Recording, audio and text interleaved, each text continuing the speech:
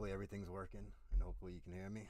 I'm gonna finish up my playlist of videos that I believe are locked on the King of Hate forums. I think last time we did mostly like the Nashville trip, which was stupid because I don't think DSP likes country music. He was just, I don't know, being weird about it and just filming random shit. But now we have actual like house vlogs or channel updates. I don't even know what the hell this is. Channel update from November 30th, 2010. Big news. And then there's some other shit in the title. Big news something. What is it? Big news what? Big news future plans. He's gonna tell us how he's gonna beg. Let's go. What's going on, everyone? DSP here with a channel update, an important one, Let's go. a big one. Channel news update. You've been waiting to hear. And I know I apologize for keeping you in suspense, but as I've said this whole past 2 months, I didn't want to say something, misspeak, promise something, and then end up having to take it back or get anyone's hopes up. Of course, what I'm talking about is in regards to my ability to be able to do YouTube as a full-time job. Now, past 2 months, let's go. 2 months ago, on the last day of September of this year, I was laid off from my full-time job. Got fired. Which I had for almost Get him 5 out of here. years. And it was a surprise, absolutely, totally blindsided me. It took me a while. A surprise firing. He showed up and they were like, surprise, get the fuck out. I'll decide what I wanted to do, and I said, you know what, just for the short term, I couldn't apply for another job or apply for unemployment anyway because I had to wait for a severance package to come through, which took quite a while. Took quite a while, but they gave him money. I really had a month of limbo. I said, what the hell? You know, this is the prime time for gaming of the year, games this year. You know, let me go hardcore into what I'm doing on YouTube. And as this year, you know, let me go hardcore into what I'm doing on YouTube. And as you saw, not only did I play pretty much every single major release in the fourth quarter this year, but I also really put a lot of time and effort into my partner channel, The King of Hate HD. And everyone backed me. In the meantime, some fans came and created a website for me, thekingofhate.com.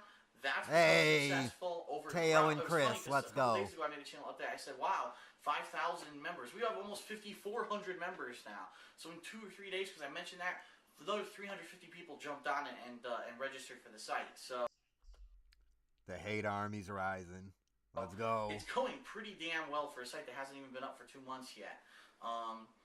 But outside of that, as you know, it's been hard. I mean, I'll be honest, and I've said this before. In a lot of ways, doing this full time is actually more challenging and more difficult than my full-time job. You know, my full-time job, I had to go into work 8 to 10 hours a day. I had a particular job I did it well. When I was done, I went home. That was it.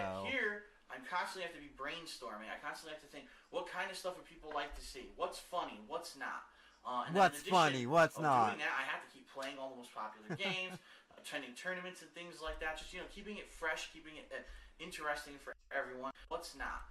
And then in addition of doing that, I have to keep playing all the most popular games, attending tournaments and things like that. Just, you know, keeping it fresh, keeping it interesting for everyone. And for the most part, the overwhelming response from everyone has been positive. And I think that's the main theme that I want to convey here is positivity. Everyone's been so positive. Everyone's helped me by commenting, rating, participating. Really just has been There positive. It is. The old school thing. C-R-A-P. Crap. Comment, rate, and participate. Participate means click on the ads. That's at least what his fans thought it meant. Because that's what and I think that's the main theme that I want to convey here is positivity. Everyone's been so positive. Everyone's Positivity is clicking on the ad so this motherfucker gets money. Look at him. He looks greasy. Helps me by commenting, rating, participating, really just having a community of people getting together and saying we support, you know, Phil and what he's doing and we want to see him succeed. We hope he can do this full time. And so here we are. We're at the end of 2 months of me doing this and we finally have an answer. And it's going to be a surprise to some people, I'm sure, but unfortunately it's bad news. For the haters because let's go! Get baited! Let's go! Get baited! We want to see him succeed. We hope he can do this full time. And it's bad news so here we for are. the haters. Doing this, we're rolling in. Have an answer. and it's going to be a surprise to some people, I'm sure, but unfortunately it's bad news for the haters because... Yeah, look at that smile. Hold on one more time. Bad news for the haters. Yeah, for the haters. Suck this dick. Ah, look at him. Haters, because man, it looks like I might be able to do this full time, at least for the foreseeable future. Definitely not something that I'm, probably going to be able to do in the long run. Obviously, this is like crazy. I mean, very, very few people have YouTube as a full-time thing. But he's already a snowflake. I'm happy to say that I am one of them. And it's because of you, the interaction from you guys, the viewers, that have made this possible. Now, just because, there's a couple things I want to announce, but I just want to say, please continue to do what you're doing. Come on, Forgotten Locale. That was good. He was like, it's some bad news for the hater. He had the biggest smile on. You only see that smile when money's around. And him shitting on the haters. Just continue to do what you've been doing. We're going to be gold. But if all of a sudden people now, this is what happens. This is what happens, people always say this. This is what happens on shows like American Idol. Or, whatever it is in your country, those popularity contests on TV. People say, wow, that guy's doing really good. I don't need to vote for him anymore. And the 1 week that no one votes for him, he's off the show. Well, that's the same thing here. We need to keep doing what we've been doing to this point. And if you want Forgotten Locale, we can meet up somewhere and hold hands. We'll probably be able to get through that way. We do at least keep it a consistent level of what we've been doing. I think we're going to be able to do this at least for a while. And when I say that, keep in mind that anything can change with the internet at any time. YouTube could go out of business tomorrow, and I'm screwed. Yeah, get out of here, YouTube. Who knows? Any crazy thing could happen. A new thing with a copyright law could happen tomorrow. Who knows? Any crazy thing could happen with new... What? I just seen his eyes bug out like that and had to go back. I don't know what this is.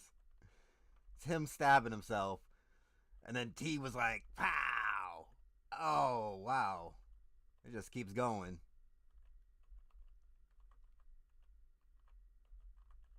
Ugh. A new thing with a copyright law could happen tomorrow saying that video... Hey, that's kind of funny. That did happen in 2013, though.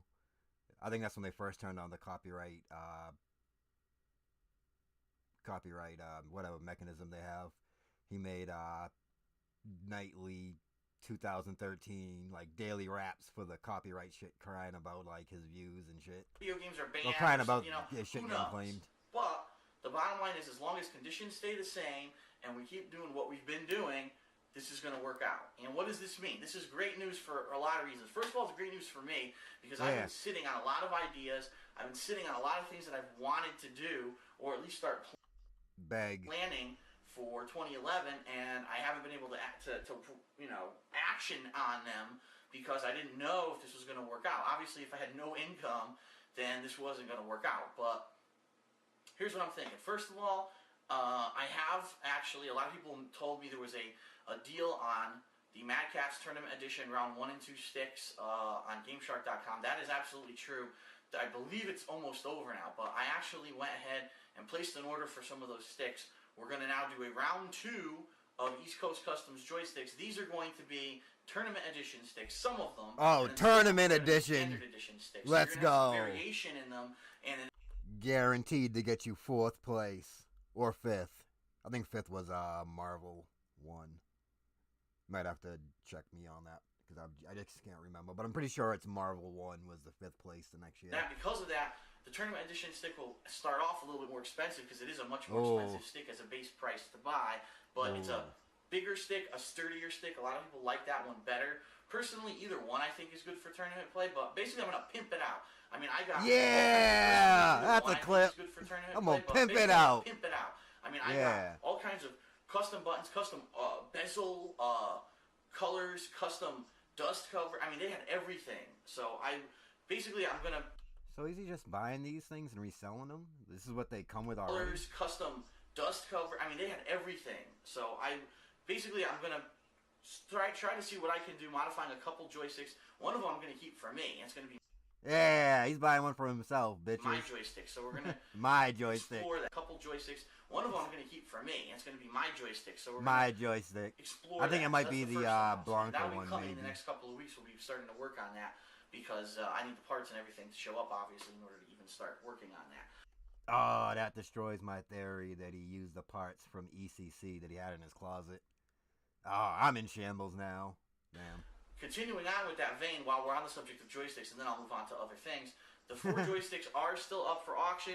We have one more day to check them out if you haven't bid on them yet, or you're on the fence, or you're wondering, if you want to place a bid on them.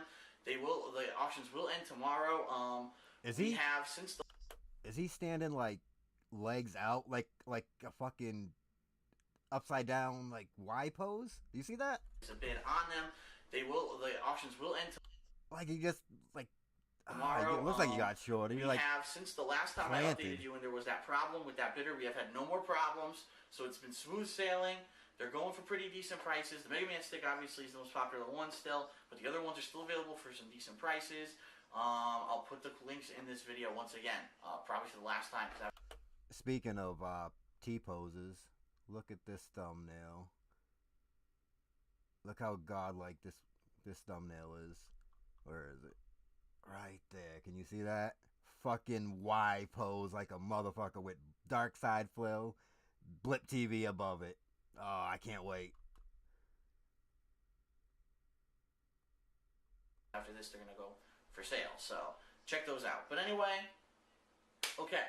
Some things I've had bouncing around in my head. First of all, I definitely want to start attending video game conventions / entertainment style conventions. So, for example, 3 years ago, he wants to meet people's dads. That's what he wants to do. I went to a little convention down in, I forget where it was. If it's in Virginia. Wait, what? It's not Georgia, but it's called. Oh, I'm looking this shit up. Oh, wait. Maybe it's in Maryland.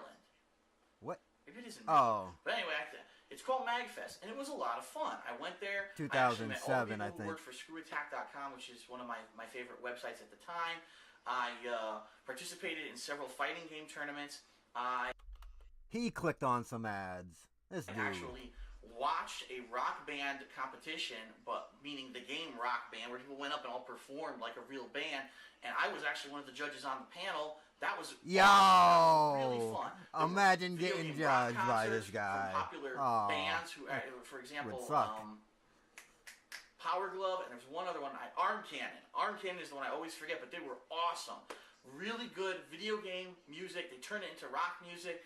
Extremely fun bands, and just seeing them perform like that, and then playing fan favorites, like they started playing a Ghostbusters remix up there. Amazing. I bet you that's what won. That's what won, the Ghostbusters. All kinds this of dude things went off. A whole giant ballroom full of video games where you can walk around and play any kind of game that you can think of. They even had vendors that are there to sell video game apparel, swapping video games. There were a couple guys there who had really old school games, and I was like, damn, at the time, I actually had gone. I didn't have a lot of money. I was like, damn, I really wanted to get certain things that were there, and I wasn't able to do it because I just didn't have the money.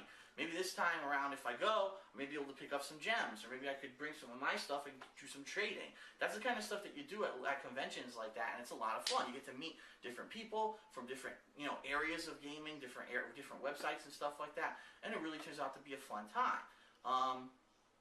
So I'm thinking of seriously starting to do stuff like that, because now I have the means to do it. Especially if we continue, like I said, if we continue to keep doing what we're doing, this will be great. What I really want to do is I'm thinking about attending PAX East in March. That's a definite thing I'm considering. I don't think that happens. That is Penny Arcade Expo, one of the largest game conventions in the country, and they have one on the West Coast and one on the East Coast. I'm thinking of attending the one on the East Coast coming up in March. This is going to allow me, when Marvel vs. Capcom 3 comes out in February, to actually seriously practice the game. This will be the first time in history, all right, of any fighting game that I've ever touched, that because this is going to be my focus, I might actually become, like, the top contender for a game. Now, I'm not saying that's going to happen definitely. I mean, I might play the game and not even like it, or I might play the game hardcore, but because I've never been exposed to certain things, I lose. And that happens a lot, but this is the first time I think I'm going to have time to sit down, and like that week that game comes out, I'm probably going to play it hardcore for a week, record a bunch of stuff, try to learn different characters, different combinations, and just play the hell out of the game and try to get good at it and see, you know, if I can become tournament worthy. And this is leading into my next point, because this year I really do in 2011 want to attend EVO. The past couple EVOs, it's been he was gonna go back in 2011. Let's go. Tell me, you know, Phil, we're on the stream for EVO, and everyone's asking, is DSP at EVO? And I'm like, no, I haven't attended EVO since 2007. I haven't had the money, the time, and really, honestly, there weren't games there. There weren't versions of Super Turbo. Let's put it that way. There was no version of Super Turbo that I wanted to play. I haven't wanted to play. No. Wait, what was that? Wait. Really, honestly, there weren't what's that? Games there. There weren't versions of Super Turbo. Let's put it that way. There was no version of Super Turbo that I versions of Super Turbo, and he does the air wanted to play. I haven't wanted to play HD Remix. Technically, I don't like it. And so there was really no reason. This year, we've got Marvel vs. Capcom 3, and if it's good, there's potential that the new Mortal Kombat game could be good. You might have 2 brand new competitive fighters that I might be able to actually compete in, as long as, again, we keep going how we're going now, and I still have the support. I might be able to have the funds to attend and to practice and attend local tournaments, and then bigger tournaments, and then finally EVO and see how I do. So I'm pretty excited. This is something that I've been wanting to do. And I've said this since the beginning, okay? And I hope no one takes it the wrong way. But there are people who are lucky in life, and they have had the capability to do things full time that I never had the opportunity to do. So, for example, victim mode. Let's go. I've used him 100 times before, but let's say it again. Justin Wong.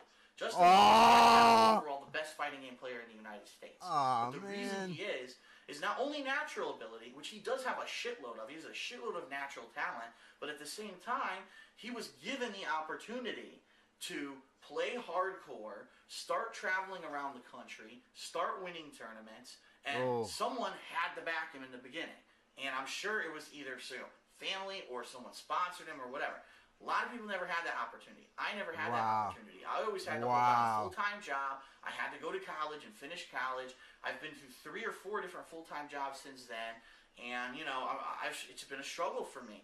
And finally, last year, being able to buy this condo, and, you know, let's go. T-posed it out. And finally, last year, being able to buy this condo, as you see, that's as a result of that. Look at what it's become. YouTube's become, you know, super popular. I've become much larger than I ever was. I'm able to do this as a full-time job now. And now it's like, wow, now I can maybe have the same opportunity that he used to do, only it's going to be self-made. Meaning I don't need to go rely on some company to sponsor me. I have you guys. You guys have been so supportive, and a lot of people have said, Phil, we want you to play more fighting games. I'm like, well, I can't yet, but maybe now I can. So this is great. This is like, I want to go to EVO next year, and I want to kick everyone's freaking ass and put them back in their place, because there's been a lot of people who the king's here. You know, have basically, you know, just assumed he would beat everybody. Zangief. He's good, absolutely, but get that shit out of here. I mean, get that shit out of here. Unacceptable. Like, I'm gonna go there. I want to just freaking ass, and it's like, I want to go to EVO next year. Prayer hands, by the way. I can. So let's go. This is great. This is like, let's go. Just want to get that picture real quick. I want to go to EVO next year, and I want to kick everyone's freaking ass and put them back in their place, because there's been a lot of people in their place. Up, a lot of people who, you know, have basically, you know, who is this guy who's winning on a pad, a Zangief? He's good, absolutely, but get that shit out of here. I mean, I'm sorry, but unacceptable. Like, I'm gonna go there. I want to just let's clean up, let's throw the rubble out the door where it belongs. Let's go. In my head right now. But the only way I'm going to be able to do it is if I can practice hardcore like I used to be able to. And even then, back then, I wasn't able to practice that hardcore. I played maybe once or twice a week. Now, when these games come out, if I'm able to sit there and analyze them and pick them apart and find the best team for me and play the games online and find this thing, this is what everyone does who gets good. They sit there, and the thing is, they don't have a full-time job, they don't have this, they don't have that, and then they're able to do it. Well, sorry, I've always had too many responsibilities to do it. Now it looks like this might be the responsibility. This might be the thing that I can do to make it big. So I wish we got the Evo 2, the Evo 2011 run would have been great. We're gonna get back to the top, go to EVO, and kick some ass. But we'll see. Yeah. I'm excited, obviously. I'm driven to do it. but we have to see what happens. Like I said, right now, a lot of ideas bouncing around in my head. As long as everyone keeps doing what we've been doing, I think we're going to be very successful. I think this is going to only get bigger. I'll be able to do this full time. And don't get me wrong, just because I have all these new ideas doesn't mean I'm going to stop doing everything I've been doing up to now. I understand that people still want me to play the most popular games, give my reviews, possibly go back to the old style Hateful Truths, which were a little bit more funny. I could do more production value and stuff like that, which I might do. It all depends. Depends on a bunch of factors, obviously. The one problem with doing that is if I do the Hateful Truths the way I used to, I can't put gaming footage in them, and that means I have to take it off of the King of Hate HD. So, I'm looking for video series that can become popular on the King of Hate HD, because that's what's going to keep me going here and let me do this full time. If I start pulling stuff off now to add more production value to it, I could get in trouble. So, we'll see what happens. But I'm going to keep doing what I'm doing, and then hopefully be able to do new things. But anyway, there's so much stuff. I'm happy. I'm thankful to everyone. I hope everyone watched that Thanksgiving Ask the King, because I really did relay my true feelings to all the fans in that video about how thankful I didn't. I got to look that up. You guys have done for me, and it's time. It's only go up from here now. At this point, I mean, this is great. It's time. Really, last time you said that, it was not too good. At this point, and it's time, Praga. It's time. It's only go up from here now. At this point, I mean, this is great, and really, it was 2 months of me being so dedicated and working as hard as I could. It's hard when you have no one kicking your ass and no one calling you, why aren't you at work? It's hard to get up every day and to pick up the game. No one. His boss called him. So dedicated and working as hard as I could. It's hard when you have no one kicking your ass and no one calling you, why aren't you at work? It's hard to get up every day and to pick up the games and to come in and to do my unboxing video and then to sit down and play the game for 5 hours and then put the footage up and then do this and then that. I could have just said, oh, I don't have a job, and I could have laid on the fucking couch here for 2 months and did nothing, and it would have been a lot easier. Condo? But instead, I did what I thought people wanted to see. It seems like it was, and again, we can only be positive, and we can only stay positive, because that's what's kept this going, and that's why I think it's working out, and it can only get better. So let's keep this up. Let's keep it up, and if anything changes, I'll let you know. But coming up this week, obviously, is the rest of the stuff that I talked about yesterday in the in the Week in Preview video. I'm going to make the new schedule for next year, gaming schedule. I'm going to pick what games I'm going to play and put them on a calendar. I actually bought the calendar today, and I'm going to put it up on my wall here, and we're going to wipe the slate clean and start over and update it. I'm going to put up my Christmas tree this week. I actually bought a new set of ornaments to add to it for this year. And we're going to have all the new normal stuff like Smart Guys. Right now, I'm on the fence about going to NEC, because I actually have another friend that's not John who actually is going for the whole weekend. And I'm like, well, technically now I could definitely friend who's go. Not John. It's not even expensive to go, but I probably would suck. I haven't played Super Street Fighter 4 all. And being that I'm playing Epic Mickey this week, I'm probably not going to have any time to practice. I haven't touched HD Remix in like a year, so now I'm really out of fucking practice on that. And then, like I said, they're going to have Super Turbo on a cabinet, but it's going to be American-style controls, which no one's going to want to play on, with converters, but these people the converters usually cry add about input lag, so that might have a negative effect on that as well. So I'm not sure what I'm going to do right now. But there is a chance that maybe last minute I'll decide, let's go to NEC, and if I do, I'll let everyone know, and there'll be NEC footage all weekend. So I'll let everyone know what's going on. But this is great. I'm happy. I'm grateful. Thank you, everyone. Please just keep it up. Keep doing what we've been doing all along, and I think we're going to be very successful together. Let's go. You love together. To see what I do. I love doing it. So that's this dude. Hopefully in the future, being able to add even more stuff, meeting some of you in person at these gaming conventions, he's gonna meet Area Lord's dad. That's gonna be a thing. Practicing for Evo, trying to get to a tournament competition level again and gain new games. That's ideally what I've loved to do. In fact, I wanted to do that in Street Fighter 4, but what ended up happening was I just couldn't do it with my job. My full-time job was too much on me. People wanted me to go to tournaments and things. I was like, I can't, man. I can't. I'm worn out from work, or I have to go to work tomorrow, and I just couldn't do it. So this is it. So we'll see what happens. I'll keep everyone informed. But thank you very much, everyone. Great news. And let's go from here and see where we can go. So this is DSP. Thank you so much, and I'll see you guys later. Stay tuned for more Epic Mickey. And fuck the haters. Yeah, what is up, fuck them DSP bitches. Here, and calendar, let's go. Factoid, I'm actually creating this video with my original digital camera that I used for over a year. Because the other one is actually set up right now to record Epic Mickey, and I am so freaking bored playing that game. I'm not even kidding. That game is probably one of the most boring games I played this year.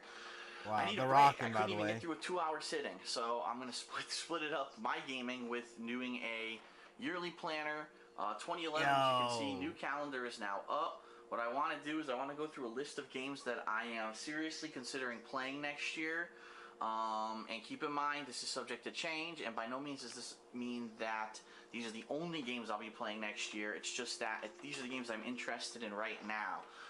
It only goes up to the end of March, simply because after the end of March, the website I was using, IGN, glitched out and decided to only give me ads. So I said, fuck this website, and I closed my browser, and I'll look at a later date. This website. But for now, this is going to be basically first 3 months of the year, what games am I looking to play, and what release dates are out there right now. I get the feeling a lot of them are wrong, as you'll see, because they're really weird. But anyway, we'll get into them. First of all, just to remind everyone, the Spike VGA Awards are on December 11th.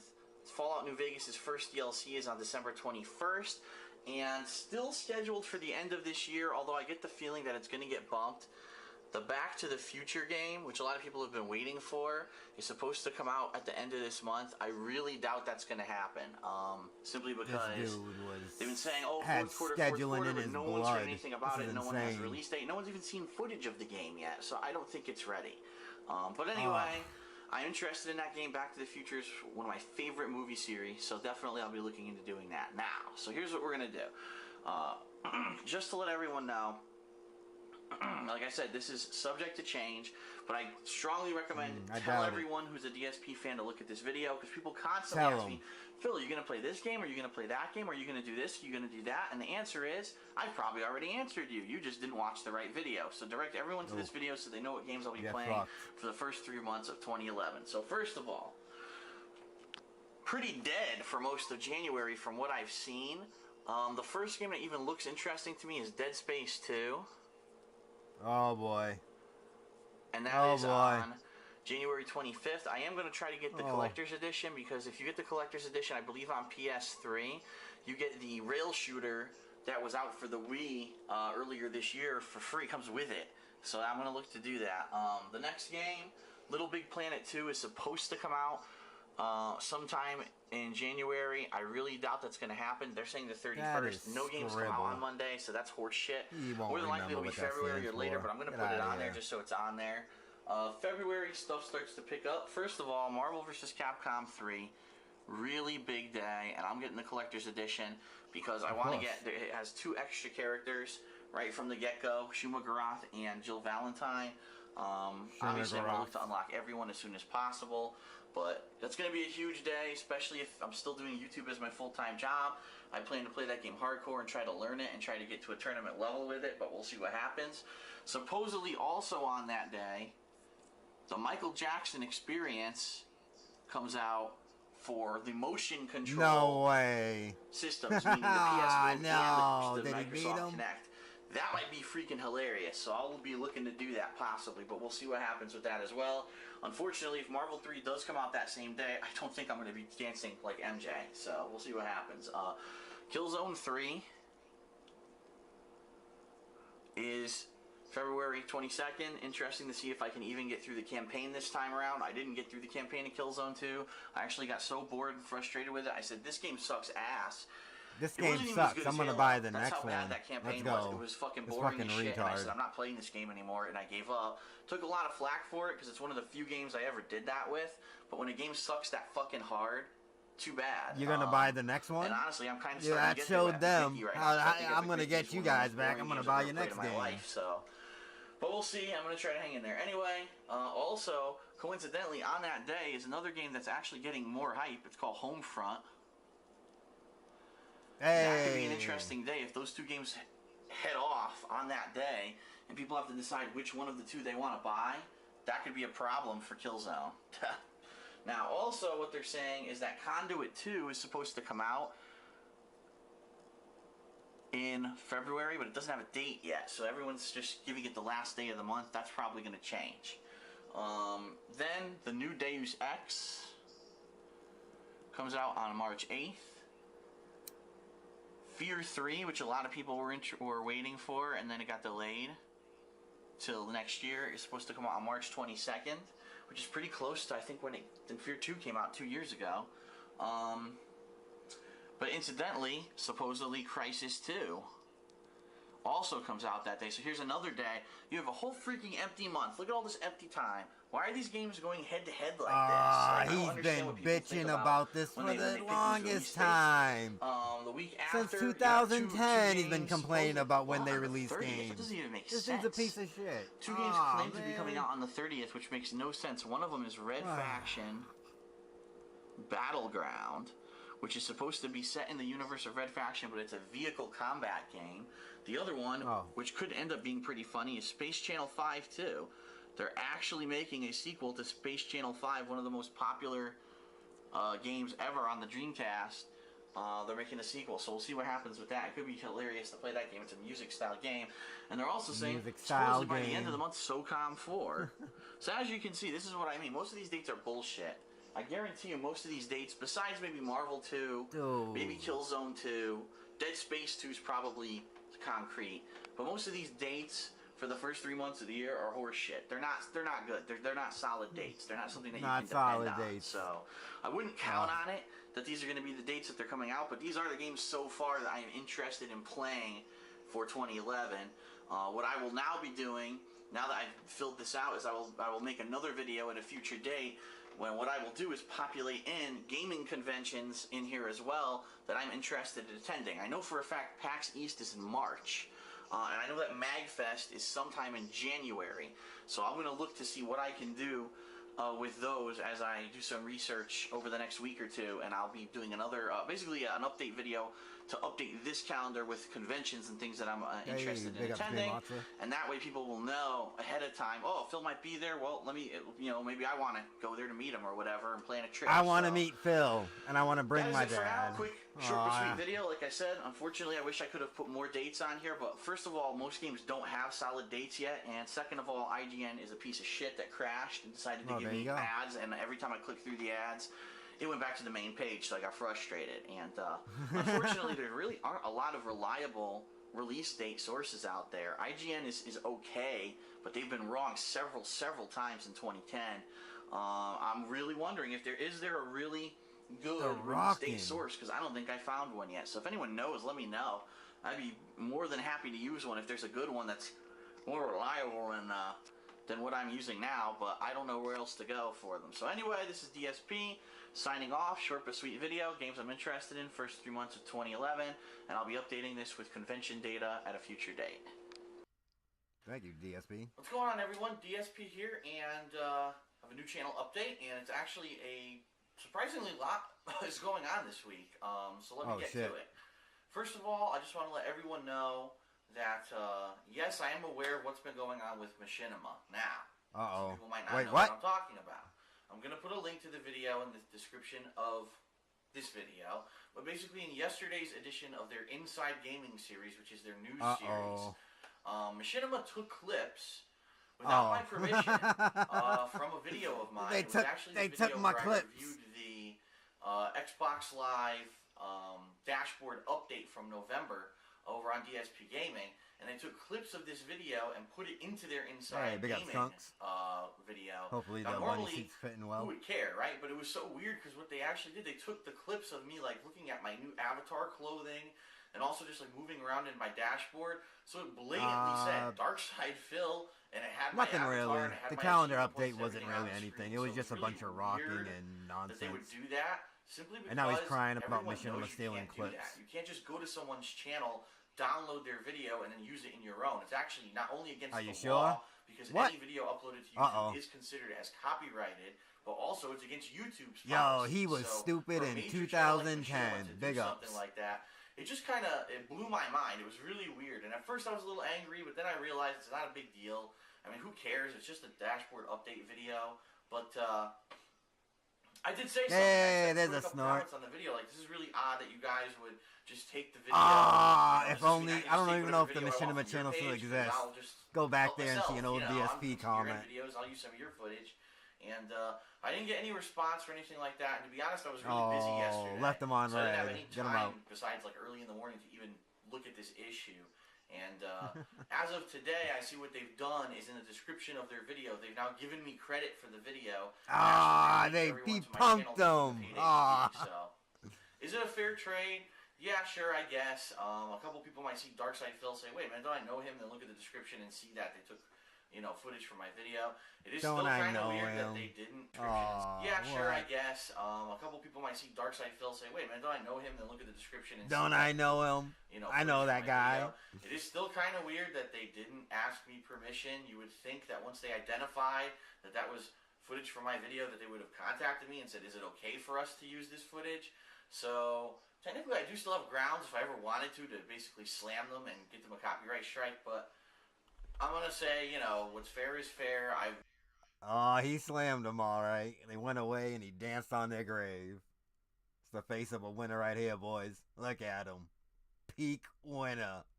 No grudge against Machinima, so I'm not going to be an asshole and try to do anything like that. So that's not the issue. There is no issue. It's closed. So. I wonder if he held on to this. Like, he still thinks about this when he was doing his Machinima thing. He's like, oh, man, when they stole my clips, I got something for their ass. So, I saw hundreds of fans were like leaving comments and stuff on that video. You can calm down. The hate army was in full effect. So at least Let's they go. did that. But it was just, again, really odd to me that they didn't do that initially. So anyway, that's that. A couple things I want to talk about. First of all, what's coming up this week, and what's changing. I do want to say, now tomorrow I'll talk obviously about what videos are coming out this week in my weekend preview, but I do want to just make the announcement that Tron is canceled. I'm not playing Tron, and there's two reasons for this. No. The first reason is I just kind of realized it's now December 5th, okay? And I haven't even touched one of my year-end videos yet because of various things going on. So I'm behind. I need to get my ass working on these year-end videos, and I think that's my number one priority right now. Playing another generic movie tie-in game isn't really going to accentuate anything this year, so Tron is canceled. And then the second reason, completely honestly, is because Epic Mickey sucked so many balls. It was such a bad game that I have such a bad taste in my mouth for Disney right now that I don't even want to give them another dollar of my money on another tie-in game. Money. So, screw that. We'll talk about that tomorrow in Tomorrow's Hateful Truth, what I really think about Epic Mickey. But Epic Mickey took so long to beat and was such a bad game and such a disappointment that it wasted my time, and I didn't get to work on the year-end videos, and now here we are.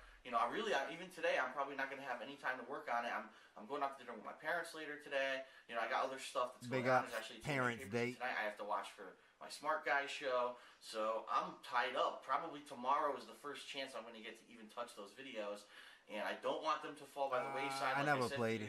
Never played it. I'm doing this now full time. I want to put time into it, dedication into it. I do want to give special thanks to everyone on the forums who submitted some year-end logos for me for those videos, and also the Christmas logos. I see there's a lot of stuff going up. That's really cool. I will be using a lot of those in my videos, and I appreciate that. Oh, yes, he will. No one getting paid. Let's go. Thanks to everyone in the chat who helped me yesterday to figure out how to actually get a video off of YouTube for all those music remixes. It was funny. Yesterday I had like 5 minutes. I said, man. His chat taught him how to steal YouTube videos. Let's go. Those for me for those videos, and also the Christmas logos. I see there's a lot of stuff going up. That's really cool. You need YouTube downloader. My videos, and I appreciate DSP. That's what you need. And special thanks to everyone in the chat for saying that. Yesterday to figure out Susan doesn't how like that to program. actually get a video off of YouTube for all those music remixes. It was funny. Yesterday I had like 5 minutes. I said, man, all right, let me just think in my head, how can I start to do the music remix videos? And I said, oh shit, well, I just realized most of them are from Ghost Drone, and Ghost Drone, he actually made a post last week and said, I'm really busy, I'm in college now, guys, so that's why I haven't done it. No. I follow the videos, but I don't have time to really talk to anyone or do any more remixes. So I said, shit, I'm not going to be able to get any of the original footage from this guy that he used in his remixes. You had the footage, DSP. And, I don't have...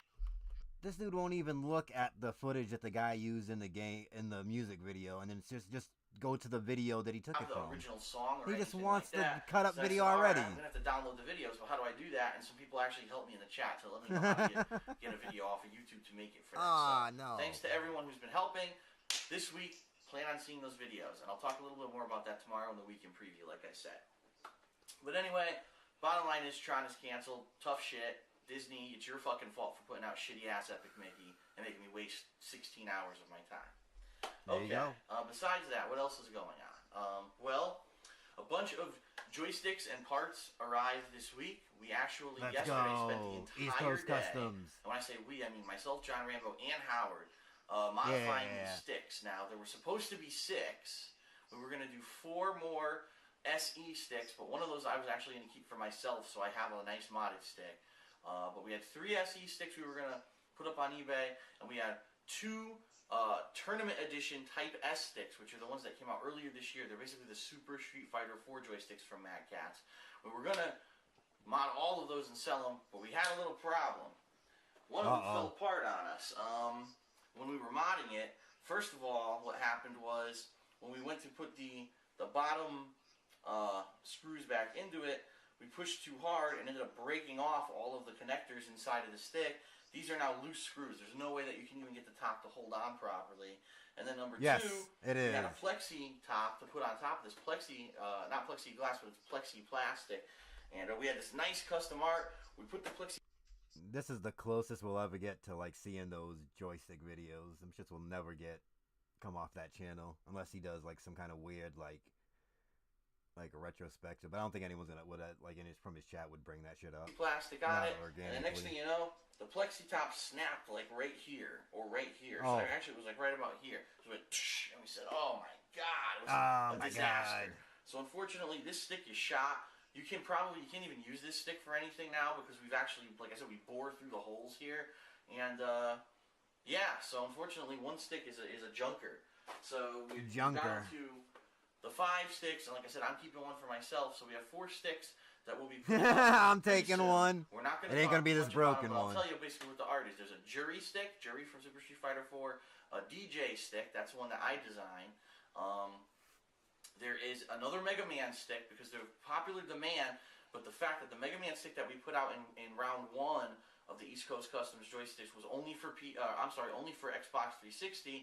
We now made a Mega Man joystick for PS3, and it's identical to the Xbox 360 stick, but you can use it's a PS3 stick. So we wanted to be fair. There were a lot of people who contacted us and said, "Man, this sucks. We want to use it on PS3." Everyone, they called them up. Chance to look at that one. Why DSP? Finally, why did you do this? The TES stick, which is the larger stick, it looks really good. It's an Akuma design stick.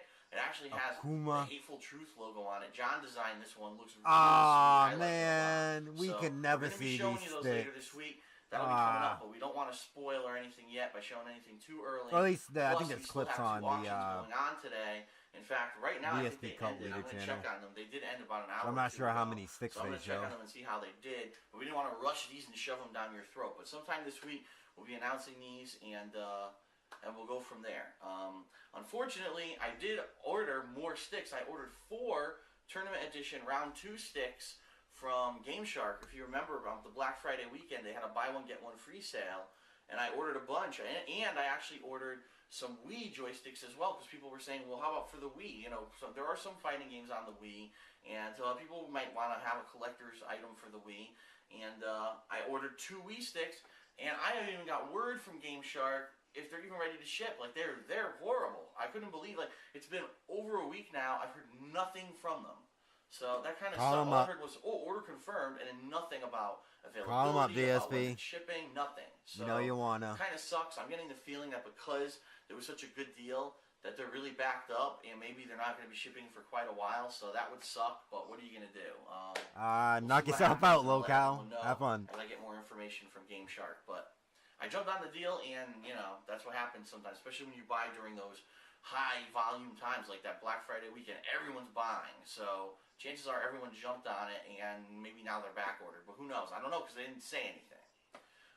The last thing I want to talk about is that Howard actually starting his own YouTube channel. It's Howard Showcases let's go. Is the name of the channel, and on this channel he's going to put up a couple different series. He is going to basically be filming stuff that he's been involved with that you heard about, but you haven't really heard the technical side of. Like, for example, how do you set up a stream? Which is what we've been doing for the Super Turbo gameplay a couple times. These past couple times we've gotten together, and Howard's How to Stream series coming up on Sunday. Great. We're getting together again. So now 1 week from today, don'tblowthis.com. tune in, and there'll be another live ST stream with some of the best ST players from the East Coast. But yeah, he wants to basically do tutorials on how to do that kind of stuff. He'll probably be doing stuff with his cabinets. I know he has different plans and things he's going to do. I believe that next year in 2011, he's actually going to go to Japan with some of his family, and he's actually going to record stuff over in Japan, similar to what John Rambo did, but he's been doing it more as, it's a vacation, not that he was preparing for SBO or anything like that. So that'll be pretty cool to see, get his take when he goes to Japan. So lots of stuff coming up on that channel. As more stuff happens, I'll let everyone know if you want to go check it out. But go check it out right now. It's Howard Showcases.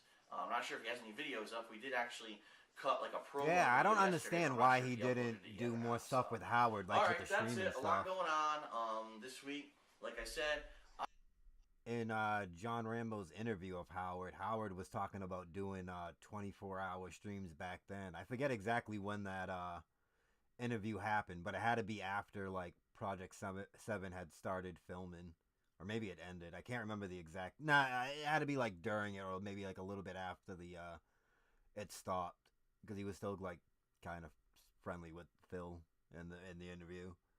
But yeah. I'm gonna basically I'm still gonna be doing the regular videos that I do during the week, so you'll still see. Oh yeah, I actually lost my train of thought what I was saying, but Howard was doing 24-hour streams back then and talking about it, and they were doing like different fighting games, like was it Marvel 3 and maybe it was ST. I can't remember exactly if it was those, but it could have been ST could have been in there. But I definitely remember it was like Marvel 3 and some other games. See tomorrow, a weekend preview, The Hateful Truth for Epic Mickey. On Tuesday, there won't be an unboxing video, but what I'll probably do is put up some of the videos we took yesterday when we were starting to work on the round 2 joysticks and modding them and stuff like that. You know what's an insane Theo theory? What if DSP got confused when he said Panda Lee messaged him on YouTube? What if it was on her Justin TV account? Because she streamed on Justin TV back then too. I just don't know how, like, when the account existed. But I found some archives of Justin TV with like random videos, I guess, on it. And I'm gonna go through it, see if I can find anything. But that's not so like later on. There will be an Ask the King this week on Thursday. So remember, if you have questions, post them up on the forums under the. Also, I don't know if Justin TV lets you message people on it. I just remember I watched some streams on there, but I don't remember if you could message other creators, because I didn't really stream on there. I just watched them. Ask the King thread, and I will be reading through all those and answering some of those on Thursday. Also, remember, the year-end polls are basically going to be closed any minute. Basically, when I get to go work on these videos is when I'm going to close those polls.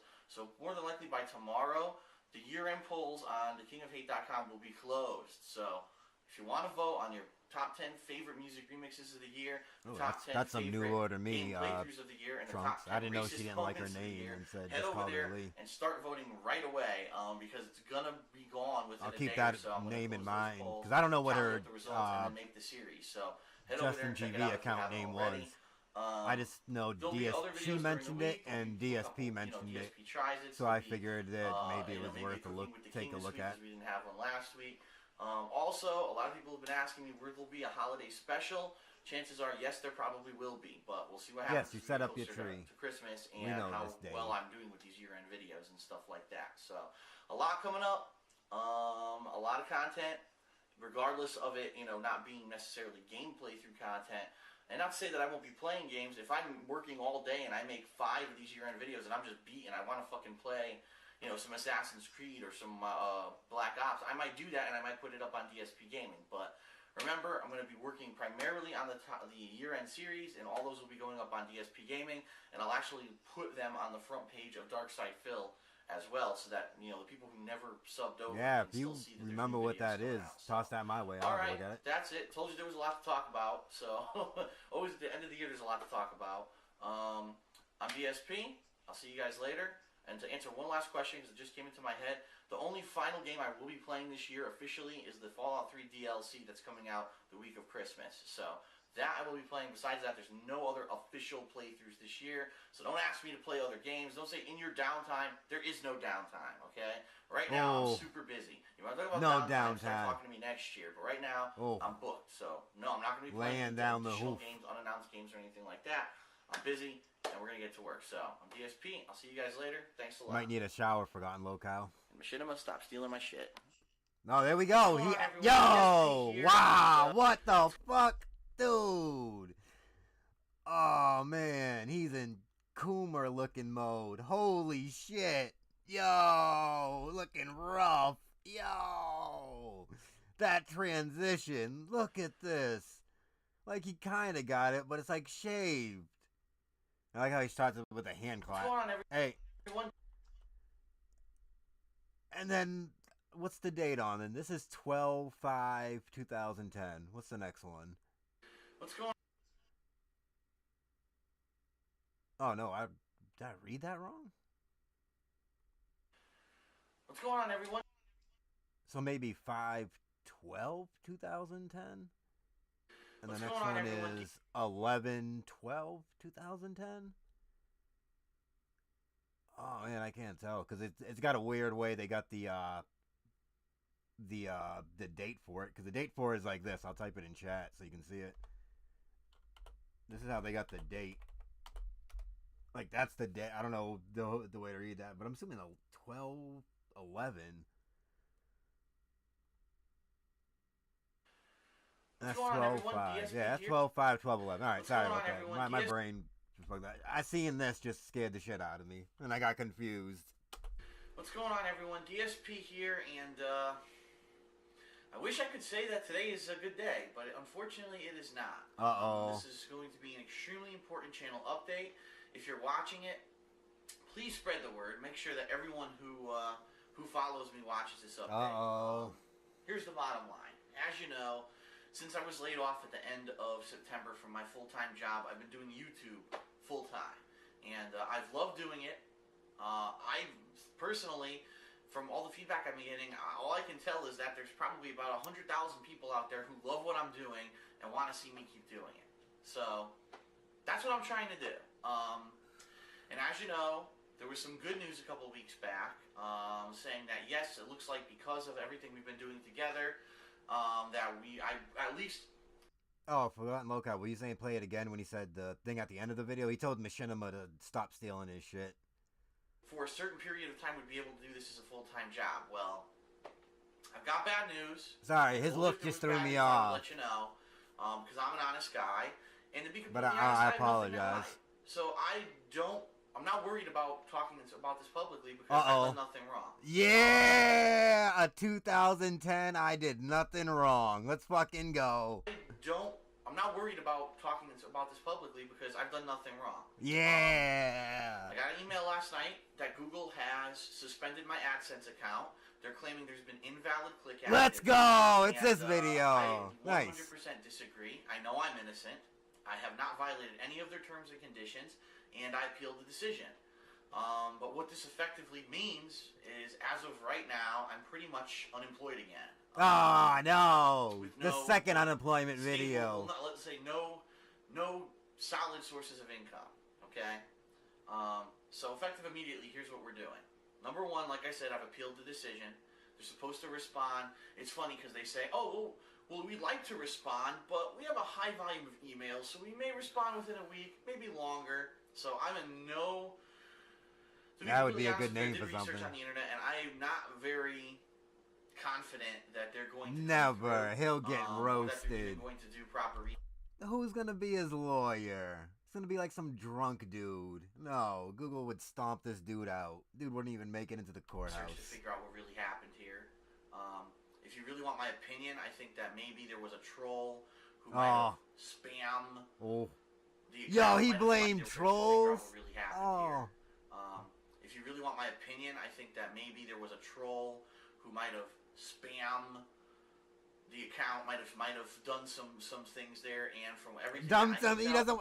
I like how he doesn't want to say like what it is. He's like done some things there. Maybe there was a troll who might have spam the the account might have done some things there, and from everything that I can tell, this has happened to some major YouTube players before. Oh shit! And some of them got their AdSense accounts.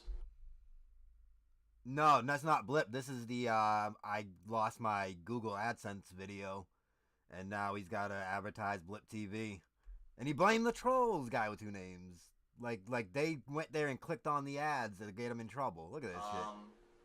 With no stable, well, not, let's say no solid sources of income. Okay. So effective immediately. Here's what we're doing. Number one, like I said, I've appealed the decision. They're supposed to respond. It's funny because they say, oh, well, we'd like to respond, but we have a high volume of emails, so we may respond within a week, maybe longer. So I'm in no... To be completely honest with you, I did research on the internet, and I am not very confident that they're going to come through, or that they're even going to do proper research to figure out what really happened here. If you really want my opinion, I think that maybe there was a troll who might have spammed the account, might have done some we things clicked there. the ad so we could Everything get money. That's fucking to some stupid. Major YouTube players before, and it's some really of them got fucking their AdSense stupid. accounts, unsuspended, but most of them did not. In fact, probably it's about 99% of the time that they just say too bad and they disable it. You can never be part of AdSense again, and it's done. So if that's the case, that's the case. So effective immediately. Here's our plan. Let's go. I'm not giving up. Yeah. You know what? King I was laid off time. 2.5 months ago, and I stayed positive then, and I didn't give up. And I feel like I'm getting laid off again, and you know what? Layoff number 2 I'm not video. Let's go. Or kill me or drag me down, because I like what I'm doing. There's thousands of people in the world who like what I'm doing. Yeah, the hate army. Let's go. Ain't stopping this dude. First of all, also, guy with two names. Phil wanted to go to Evo 2011 and beat the shit out of everyone and smack them and throw them around. He was talking a bunch of shit. But I don't know why he didn't end up going. I forget when the Evo happened for that year. All of my playthroughs of video games will remain on YouTube. Yeah, there we go. The reason I'm doing that is because, number one, my playthroughs never were AdSense enabled anyway. As you know, DSP Gaming, Darkside Phil, they've never been partner channels. So there's no reason to take them off. And number two, YouTube is the best site on the internet for video game playthroughs. They have multi-uploading queues for these type of videos. It's the best. So they're staying here, not going anywhere. However, effective immediately, all of my ongoing episodic series that were going on the King of Hate HD, I'm pulling from YouTube. And they're now going to be exclusively over on blip.tv. So I need everyone who supports me. Oh no, he was gonna go for like a run, like he was gonna try to do it again, like it would have been 2005, 2006, and then 2011 if he had it his way. Everyone who wants to see me do this full time, I need your help. Head over to darksidephil.blip.tv. And what does this mean? Well, first of all, immediately there's a new episode of Cooking with the King over there that never before released. Go check it out. Also, I'm actually just to test the site to see how. Oh yeah, there was a bunch of DSP tries it in this archive too, but I'm not sure if they're the ones that are like already like re-uploaded. But I hate his fucking eating. It's annoying. Even in DSP tries it, it's terrible. It works. I've never used Blip TV seriously. I had an account there for over 2 years, but I never really used it. What it seems to me is that, number one, I know for a fact HD, I can't do HD unless I pay for it. You have to subscribe. And I'm not doing that right away. I want to see how this site works. I'm not subscribing. From what I can tell, it's different from YouTube and their partner program, okay? What I need you guys to do is go over there and just watch the videos from start to finish. Wouldn't that be against Blip TV's TOS? What are you doing, DSP? That's it. That's all you have to do. Dude. Just watch them. And if you like it, watch it again. This dude's just breaking TOS probably. Phil, go over to Blip TV, watch his videos, watch them again. That's all I need from you guys. This dude's a maniac. It's kind of going to be like a demo week, okay? Everything that I was going to put on the King of Hate HD, including Smart Guys today, including some new DSP tries-its, new Cooking with the Kings. I was actually, this Monday, since no new game came out, or since I didn't play a new game, I was actually thinking of doing something unique, doing a Hateful Truth roundup, where what I was going to do was basically say, okay, here's 3 really popular games from this year that people are wondering what I thought about them, but I never did Hateful Truths about them. Here's what I thought, and here's like a score. So I thought that was going to be really interesting. So I'm going to do that kind of stuff. It's all going to be over on Blip TV, you know, weekend preview. Yeah, that's exactly it. He's seen this and he freaked out. Verdicts, all that stuff. And keep it. Oh, King's Verdict. He name dropped it. Let's go. Oh, and I went to full screen by accident. Sorry. All that stuff. And keep it. By the way, I have a lot of stuff coming up. In fact, I know you saw those weekend preview. Any new Ask the Kings? Any King's Verdicts? There's only 2 episodes of the King's Verdicts. I think it was just random. I don't know. It was called The Verdict the first time, and then the second one was called The King's Verdict. So I don't know. Maybe Blip TV got like some of those, and they got lost in the like when he moved everything back over. But so far, for like looking for those, there's only 2 episodes. PS Move and some other dumb comparison. Hey, Pope Pisspot, how you doing? All that stuff. And keep it. By the way, I have a lot of stuff coming up. In fact. Oh, you got a lot of stuff. I know you saw the Stay Puft Marshmallow. DSP tries it. There's a lot of other cool things that I've been seeing and basically grabbing and saying, gee, this would be great for a DSP tries it. And there's a lot of unique stuff. So that stuff's coming up. Like I said, I'm not giving up. I'm not going to stop doing this. So what I need everyone to do is head over there. Now, I understand. I know what people are going to say. The initial reaction is going to be, oh, shit, panic. Again, I'm going to say the same thing that I said 2.5 months ago. Don't panic. Okay? Don't panic. Because us being composed, being calm, just doing what we need to do is going to get us there. Okay? And staying positive and not, oh, my God, the sky is falling, the roof's on fire. It's not going to get us anywhere, okay? Double leg slap, by the way. The roof's on fire. Let's go. Double leg slap. It's not going to get us anywhere, okay? I know this sucks, especially right before Christmas. A lot of people have said that Google is Scrooge. Well, you know what they are. Because they're a large, unfeeling corporation. They don't give a fuck. It's that simple. And to do something like this without even giving me any reason is kind of messed up. They didn't give me a reason. They don't. They even say in their note to you, they say, by the way, we legally don't have to give you a reason because it's in our terms and conditions. We can terminate your AdSense account at any time for any reason, and we don't have to tell you why. I believe that because usually TOSs tend to protect the company, so I agree. Yeah. Isn't that nice? Isn't that great customer support and feedback? But as you know. As we said 100,000 times, YouTube has no customer support. So, I'm doing what I'm trying to do to survive here. Blip TV, I know it's not as good as YouTube. Like I said, initially it won't be HD. If this starts to work out, I will upgrade my account and we'll get the videos back in HD. But at least for the episodic series on the King of Hate HD, which I've been doing, Blip TV kind of works. It really is. That's what that website was designed for. For someone who's going to put out 1 or 2 videos a day, or a couple series a week, for people to just go over and watch them. That's really what it's about. It's not needed those clips. Put out 20 videos a day. So you could buy fucking statues and other stupid shit. Head over there, check it out, give me feedback, let me know what you think. I do know that the site has give them feedback a couple bugs, and get banned. A couple issues with lag, with slowdown. Sometimes if there's too many people on the site, I get the feeling immediately once this video goes live, everyone's going to head over there and the site might lag up. So I'm just going to warn you. If you're just watching this now and it's relatively close to when it was released and you're heading over there and the site's slow, bear with it, okay? We're going to have some growing pains here. That's essentially what this is. It's growing pains. I think I've in a very relatively short period of time, I've gotten a very dedicated fan base, and because of that, Google wasn't ready for it, and now they're like, what the fuck? So let's take this fan base to somewhere that wants this kind of attention, and that's Blip TV. That's really what Blip TV is about. So head over there, watch the videos, comment. I definitely recommend everyone create an account, by the way. A lot of people have said, you know, does anything count if you don't make an account? I have no clue, okay? I don't know, just make an account. Up and down. It seems like a very producer-supported site, as opposed to YouTube being the complete opposite. It seems like they really do support the people that are on their site.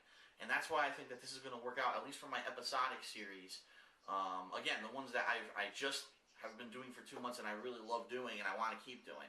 The other good news about this is, guess what?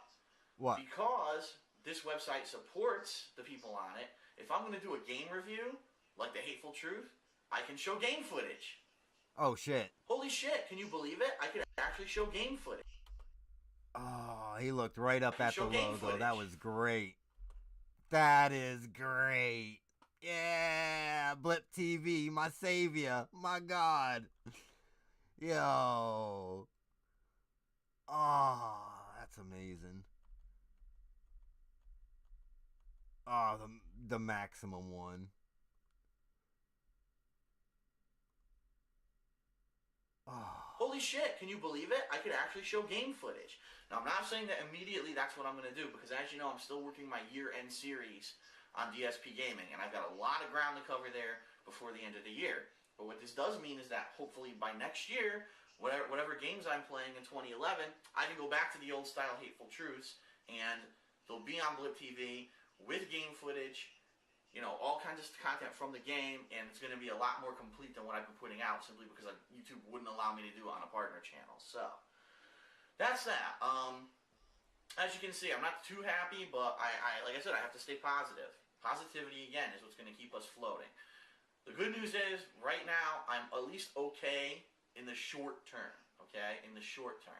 I'm not getting kicked out of my condo or anything like that. Nice. At least for the short term, I'm all right, but this obviously throws a huge kink into my plans. I was going to start planning on, like I said, going to convention circuits, going to tournaments, possibly selling more joysticks. Evo, no! This destroyed Evo 2011. Fuck. I don't want to give up on this because I've done it for 2.5 months. It's worked really well. I think everyone it's over before it even started. Really well, and I don't want to just throw in the towel and say, oh, well, that was it, the one chance it's over. Because it's not. There's other opportunities. Damn you, AdSense. I have, just so everyone knows, I have contacted a couple different places, ones that have been recommended to me. I'm not going to mention them in this video, but there's a couple places. One place that actually, it's a website I followed for several years. I've mentioned it several times. I really like the people on that site. I'm wondering what the terms and conditions are. That's ominous. That's a little bit ominous. I really like one place that actually, it's a website I followed for several years. I've mentioned it several times. I really like the people on that site. I'm wondering what the terms and conditions and what kind of a deal it is to get signed on that website. I've contacted them. We'll see what happens. And also a channel that would be. Did Twitch exist in 2010, or like was it still like an offshoot of Justin TV? I don't remember their time. Another channel here on YouTube I have contacted, and I'm waiting to hear back to see what the deal is with them. But they were very interested last month, but I was so busy with game playthroughs, as you. Oh wait, is he talking about Mission? Place that actually, it's a website I followed for several years. It's not. There's other opportunities out there. Oh wait, is he talking about? Is he talking about when he was on Blip TV was when he was gonna do the Channel Awesome stuff? 2011. I'll believe it because I don't know the exact. I have, just so everyone knows, I have contacted a couple different places, ones that have been recommended to me. I'm not going to mention them in this video, but there's a couple places. One place that actually, it's a website I followed for several years. I've mentioned it several times. I really like the people on that site. I'm wondering what the terms and conditions and what kind of a deal it is to get signed on that website. I've contacted them. We'll see what happens. And also another channel here on YouTube I have contacted, and I'm waiting to hear back to see what the deal is with them. But they were very interested last month, but I was so busy with game playthroughs. As you remember, last month was insane because it was gaming season, so many games coming out that I was just doing non-stop playthroughs. I didn't even have time to set up a meeting with these guys. Now it's calmed down. Now I'll have time to talk to them. So waiting to hear back from them as well. So that's it. I think, honestly, I think the road to success here is going to be a combination of things. It's going to be getting everyone who supports me to head over to Blip TV and watch the hell out of my series that I put on there. Dude, okay? I'm going to look up, see if I can find Blip TV's TOS. Combining that with terms of service. Signed by someone or sponsored by someone or something like that. And trust me, I'm not going to sit on my ass here and just wait for things to happen. I'm going to be busting my ass to try to make stuff happen. And that's the only way in life that you can make stuff work. So, it is what it is. Like I said, in all honesty, you always have that feeling in the back of your head that something like this is going to happen, especially when it's like, oh, it's too good to be true. I can't believe that I'm going to be able to do something that I love for my job. You know what I mean? He loves it. How many people get to do that? And so it's always been a feeling in the back of my head, something's going to happen, the bubble's going to burst, per se. Oh, it I did, just buddy. wish that it didn't burst so early. Oh. And that now I'm kind of like, okay, you know, what's plan B? Oh. Well, it is what it is, and you know, it is what it is. Do what they want to do, regardless of what season it is, and that's that. That's the problem with corporate America today. They don't give a fuck about anyone. They only care about their bottom line, and that's the sad truth about everything. So, all right, that's it for now. Stay positive, stay strong, stay warm because it's freaking cold. It's now heading into the winter season.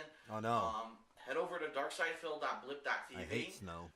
Watch the videos there. There will be new content daily, just like there has been on the King of Hate HD. I'm going to leave this as the main video on the King of Hate HD so everyone knows what the hell's going on. If there are any updates in the meantime, I will put them on YouTube because I know, obviously, everyone who's subscribed to YouTube, you want to have an important update. You're going to see it on YouTube or on my website. I'll also put it on my website. I had a big forum announcement last night kind of explaining all of this and what was going on. So at least is he gonna lead the march down over to like Google headquarters and with other YouTubers? Yeah, so that's what I'm gonna do. But for content wise, the new shows, go to Blip TV, check them out, give me feedback. Go ahead, give them feedback. See what happens from there. Yeah, you'll see what happens. Like I said, if you support me, head over there, watch the shows from start to finish. Just watch them. And watch them. I think it's going to take a couple days to basically track and see what happens, but I'm curious to see, in comparison to what was going on YouTube, how this works out. How do the programs, you know, stack up in comparison? Well, you're telling people to go watch it, so they're going to go watch it. I've never had a problem with viewership. That was never the problem. If you look at my channels, I have, in comparison to my subs, my subscriptions, I have exponentially more video views and channel views than most people who have twice or 3 times or 4 times as many subs as me. Viewership is not the problem. It's always been that they need some kind of, you know, other activity, and it's bullshit, really. I really hate the fact that I have so few subs because people don't like the way that YouTube works. They don't like that, you know, if I'm doing a playthrough, that, YouTube just spammed my box with 15 videos because Phil put up 15 videos of the game today. Why can't they just show me one? Well, unsubscribe to Phil because I like to look at other videos besides Phil's. I mean, that's bullshit. That's a functionality issue, and that's something they should have addressed 5 years ago, but we're not going to get into it. We're not going to beat a dead horse. So, yeah. That's it. Everyone head over to Blip TV. Check it out. Go watch my videos. Updates, I'll let you know, but as of right now, all content from the King of Hate HD will be heading over to Blip TV. No. I'm gauge this for, you know, this may be the last video for like 2010 what's going on, I'll come back. I'll give you guys an update. And that's that. Maybe? Also, if I have any update on the appeal about my Google AdSense account, I'll obviously come back and let you know as well. But as of right now, you know, it's shot. It's gone. And that's pretty much the bottom line. And they do what they want. And that's it. So, okay. That's it for this very serious update. Again, if you support me, head over to Blip TV, but also tell everyone about this video, because that's the other thing. Sometimes I put these important updates up, and then all of a sudden I get a message, hey Phil, what's going on with this and this? I'm like, didn't you watch the freaking update that was like super important and that everyone should have known about? So please spread the word, and we'll go from there. So stay positive. I was never DSP. I'll give you all an update when he first did that. I can imagine. Wish me luck. What's up, everyone? DSP. Let's go, John. This may be part of, like, Rambo did an intro video. He deleted it from his channel in like the great Phil deletion that he did back in whenever he did. But he deleted like all the videos was just him and Phil. Even because if you use the links to them, they're like, it just says this video is no longer on YouTube. But this should have been 2 videos. One is this one that's on Phil's channel, and then there was one that was filmed for Rambo's channel. And I remember Phil had hearted the back when you can heart. I found the screenshot of him hearting it on his front page, and it had a different description. It was like John Rambo talks about like whatever he's gonna do on his channel or some shit like that. But I've seen here Phil with John this Rambo. on Phil's Just want to channel. let you know about a couple cool things that are going up on Blip TV tonight. Actually, right now, already there is the newest edition of Smart Guys. What I will do is link the actual videos to the description of this video so you can get a direct link. But also, if you want to see anything that I put on Blip TV, it's darksidefil.blip.tv. Okay. We also have some reactions to the video game awards that were Sure, tonight. We actually Trunks. watched them. So after for 2 hours watching that. Horrible. But anyway, to get our opinions and our reactions to that, we're also going to have a video going up on Blip TV tonight of that as well. So stay tuned for later tonight. Obviously, that'll take a little while to upload. But also, we want to let you know that tomorrow, which is Sunday the 11th of December, starting at 2 p.m. Eastern Standard Time, we will begin a live stream of Super Turbo gameplay from Howard's Place. And this is kind of special because we have some special guests coming. We have a couple famous dolls and players coming to teach me a lesson, I guess. So let's go to... Well, we got Arturo Sabin Sanchez, you might know from Street Fighter 4, and Jason Cole from the West Coast. Jason Cole! Jason No Cole. way. Jason Cole, the What's he legendary, doing here? legendary players is coming. The Dirty Dog himself will be coming. So we're gonna have Full The House. Dirty to both Dog. receive beatdowns and hand out beatdowns. I'm usually on the commentary for most of it. Right. We have the commentary working. We're It's gonna try really to good do. commentary. We're gonna try to do direct feed, unlike what we did last time. And like I said last time, unfortunately, it didn't work at the last minute. According to Howard, it's all set up and good. I think we've got the bugs worked out. We'll see what happens. But So go to don'tblow.com. Why isn't Howard in this video? It's like his equipment. Look at this frame, by the way. Oh.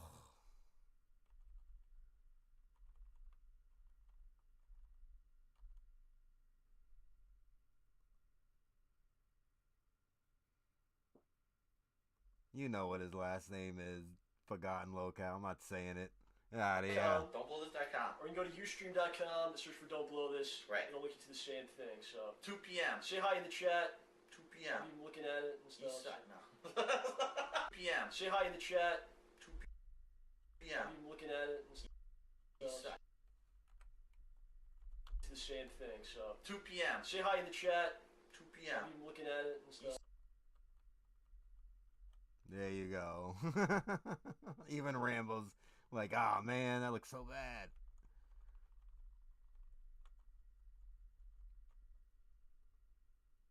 "2 p.m. Be there or be square, or be like with this lower part of your. This will be the low part of your mouth for the rest of your life if you're not there." No.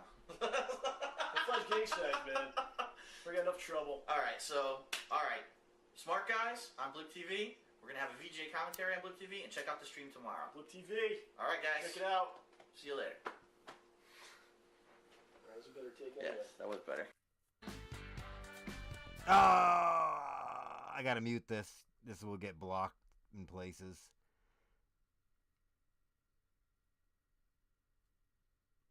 I forgot to see when this video was coming up. This is the Dude, get out of here. mentioned since over the course of the day, starting maybe like 5 What an a.m., asshole. maybe tapering What off a around 8, what a and then maybe fucking later in the day there asshole. would be some more length Copyrighted films, but it music. wouldn't The fuck is wrong amass with him? any significant accumulation. So I wake up this morning around 9:30 a.m. because my local GameStop opens at 10. I said, well, you know what? Let me see what it's like outside, because if it's just light flurries, it's probably easy to go and just pick up the game. Or if it's a little bit heavier, maybe I'll wait a little bit. He would have DoorDashed games if he could back then. I was hoping it would have been completely done, as they said. It wasn't even supposed to be snowing between like 8 in the morning. No, until, he's like, later in the Italian, afternoon. man. Come on. So He's swarthy. I said, all right, well, let me go outside and see. Unfortunately, Without the all my dark windows are part. taped up for the winter. I could not actually see out the back of my condo because I needed to tape them up to conserve heat. And so I have no idea what it's doing outside. And I walked over. I actually have a weather monitor that I bought at Brookstone for Christmas. And it's connected to a satellite weather service, AccuWeather.com. And it actually says light flurries. I said, wow, okay, it looks like the weather is exactly what they said it was going to be. I guess I'll go outside and I'll go get Dead Space 2. I take 1 foot outside and I step into a fucking blizzard. There's already about 4 to 5 Trunks inches of is snow hooked on on the the ground. DoorDashing game. Heavy Look at him. snow coming down out of the sky with Oh, no no. signs of letting up. And I said, you gotta be fucking kidding me.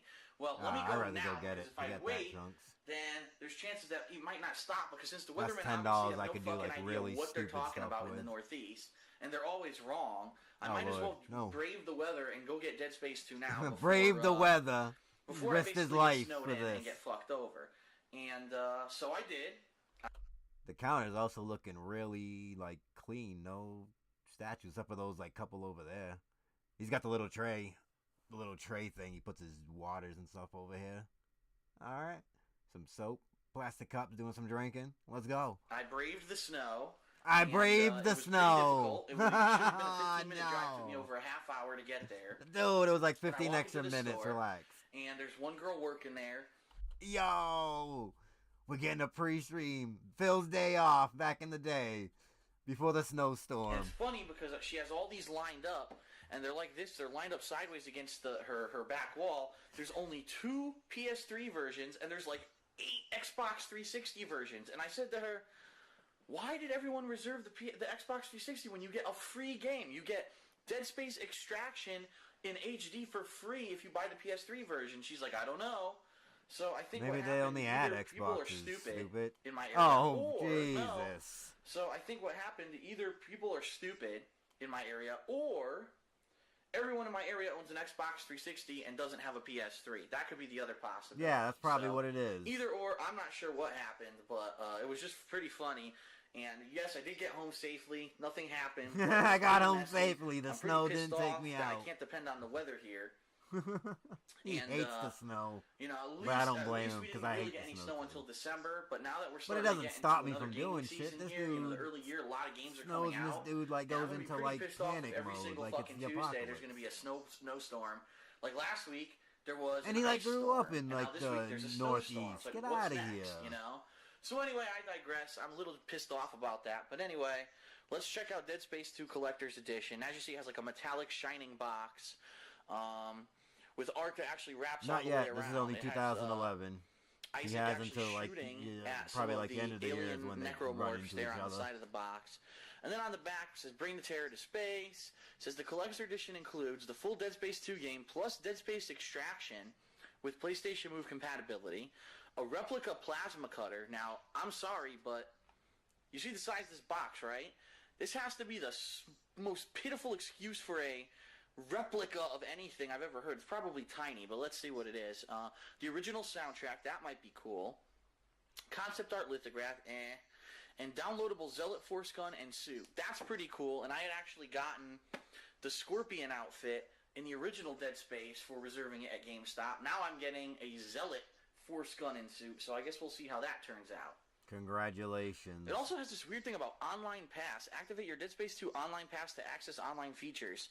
How about I just fucking turn on the game and I can access online features? This is some weird stuff that EA's been doing recently. But anyway, here we go. We're going to open this sucker up, and we're going to see exactly what's Pocket inside knife, here. let's go. So I got my knife here with me, and I'm going to try to get the outer packaging off of it without damaging the inner packaging. It's kind of weird the way that they did this. His back is fucked. If that snowman like fell on him, it'd be a wrap. Packaging here, which I don't really understand.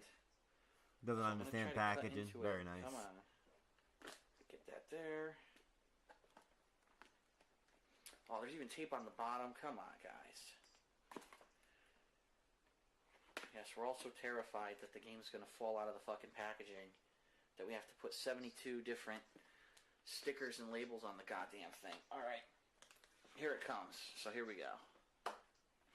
It's sliding out right now. Okay. And what it looks like is actually the art is even extended even further. This is the real box of the game. So you start out with Necromorphs flying off the back here, running around the box, and there's Isaac shooting, and then it looks like it opens here. Plasma Cutter. Our classic plasma cutter has become a mainstay in the toolkits of planetary engineers. This plasma cutter combines power and reliability in a portable package. And blah, blah, blah. It shows a diagram. What? Here's some art. Here's which some I art. guess is supposed to be impressive, even though it just looks like a derelict space station. Big deal. So that's that. Now let's actually open this guy. On the top here it says the Concordance Extraction Corporation. Alright. We're gonna look at every fucking like small fucking little thing on the box. Watch. We got a bunch of stuff inside here. Oh, he's gonna read everything. He's one of those people. Out, but it seems to be stuck in my box here. There's the soundtrack. That's pretty cool. I like it when the games come with the soundtrack because then when I do like a game review or at the end of the year, my Game of the Year awards, I have the official music from the game that I can actually use in it. So here we go. So first of all, this weird looking box comes with, it's got like some schematics on it. So let's open this guy up and see what's in it. If it wants to open, what the hell? Struggling. Come on. I don't want to damage the box, but the box is like fighting me. The box. Okay, I think I got it. Dude. There we go. Okay. What does this box look like? Did he rip it? So, oh my god. This is your replica plasma cutter. Really? Never said life-size replica. It just said replica, retard. I don't think the plasma cutter in the game is quite this small. This looks like it might not be quite to scale. And there's actually a loose piece on this thing, too, floating around. I'm going to open this and see what the hell's in it. It's actually, this is odd. It's in a Ziploc bag. When do you ever see stuff these days like this in a Ziploc bag? Look at that. There's loose pieces falling off of the damn thing. Oh, you want to know why? Because my plasma cutter's broken. Let's go! Get Look, fucked! It's supposed to be like this. Let's go! And on the bottom, mine's completely snapped off. Oh. So congratulations, EA. Your amazing packaging broke my fucking collector's edition plasma cutter. Look at that. That's what you get. And it's got a button. I don't know what the button You is. don't even care about it, DSP. Stop But, acting this way, please. Looking at this thing, if it were a little bit bigger, it would probably be a replica plasma cutter, I would say. You never even see this thing again. But, it's really freaking small. Look at this. It's smaller than a typical handgun. So, that's my broken collector's edition plasma cutter. I'm so fucking glad that I got that. Waste of fucking money. Oh. Alright. We've got the soundtrack, so that's at least one plus. I do like it when the games come with the soundtrack. Alright, let's go. And as you see, it's got 18 different tracks, which is pretty sweet. And it actually says it has CD-ROM features, too. An hour of music compiled from the score of Dead Space 2. Also included is a scoring of Dead Space 2 video featurette. So there's a couple extras on this CD, so that's nice. Let's see what we've got here before I accidentally show you any codes or anything. Alright. Uh-oh.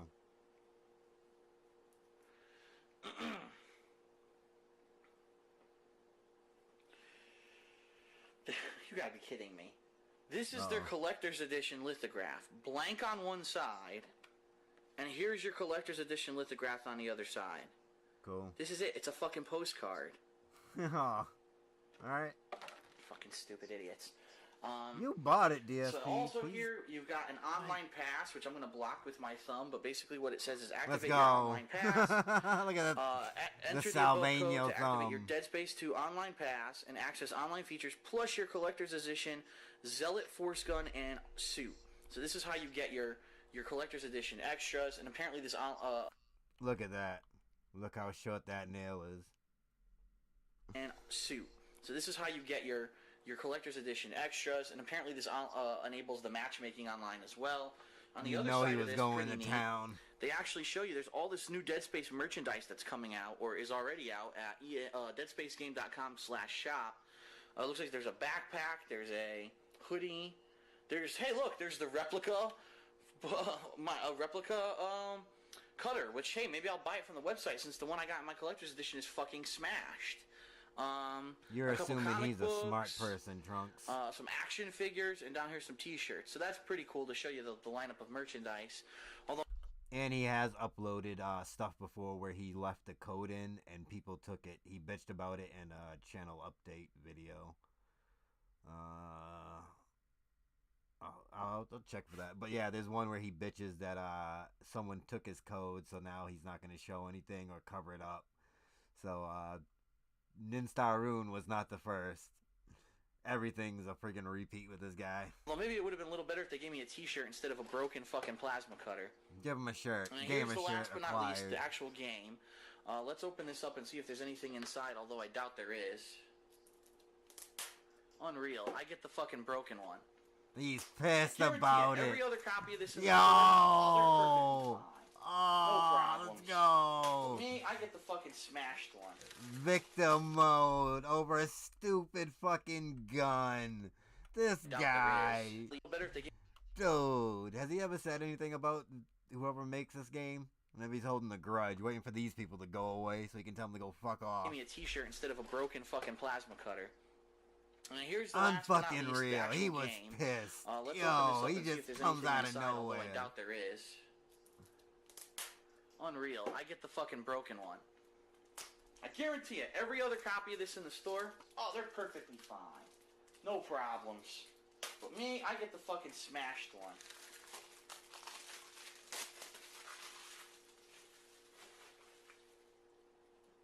Okay, so Dead Space 2 Limited.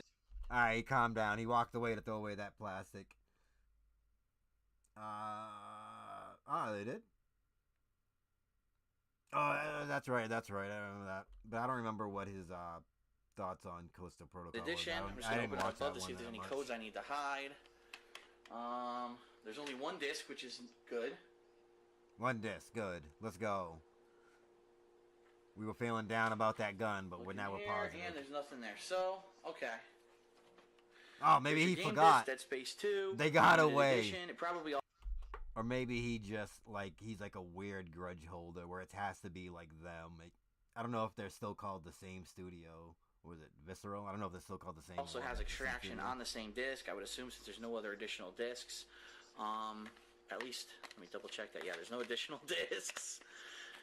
Ads, obviously, for upcoming EA games. Here's Bulletstorm, which actually I just reserved today. February 22nd, it says it's coming out. That's the same day as Killzone 3, so good luck actually selling if... Well, I guess that it makes sense because Bulletstorm comes out only on 360 and Killzone 3 is only on PS3, so it really does make sense for it to come out on the same day. It gives a 360 owner something to play. And then Dragon Age 2 comes out March 8th, 2011. Not really sure if I'm going to be playing that, considering there's 100 freaking games that are coming out around that time. In fact, just looking at my calendar now, walking up to it, you can hear me walking away. Let's go. You can hear me walking away. I'm going to go to my gamer calendar real quick. In fact, just looking at my calendar now, walking up to it, you can hear me walking away.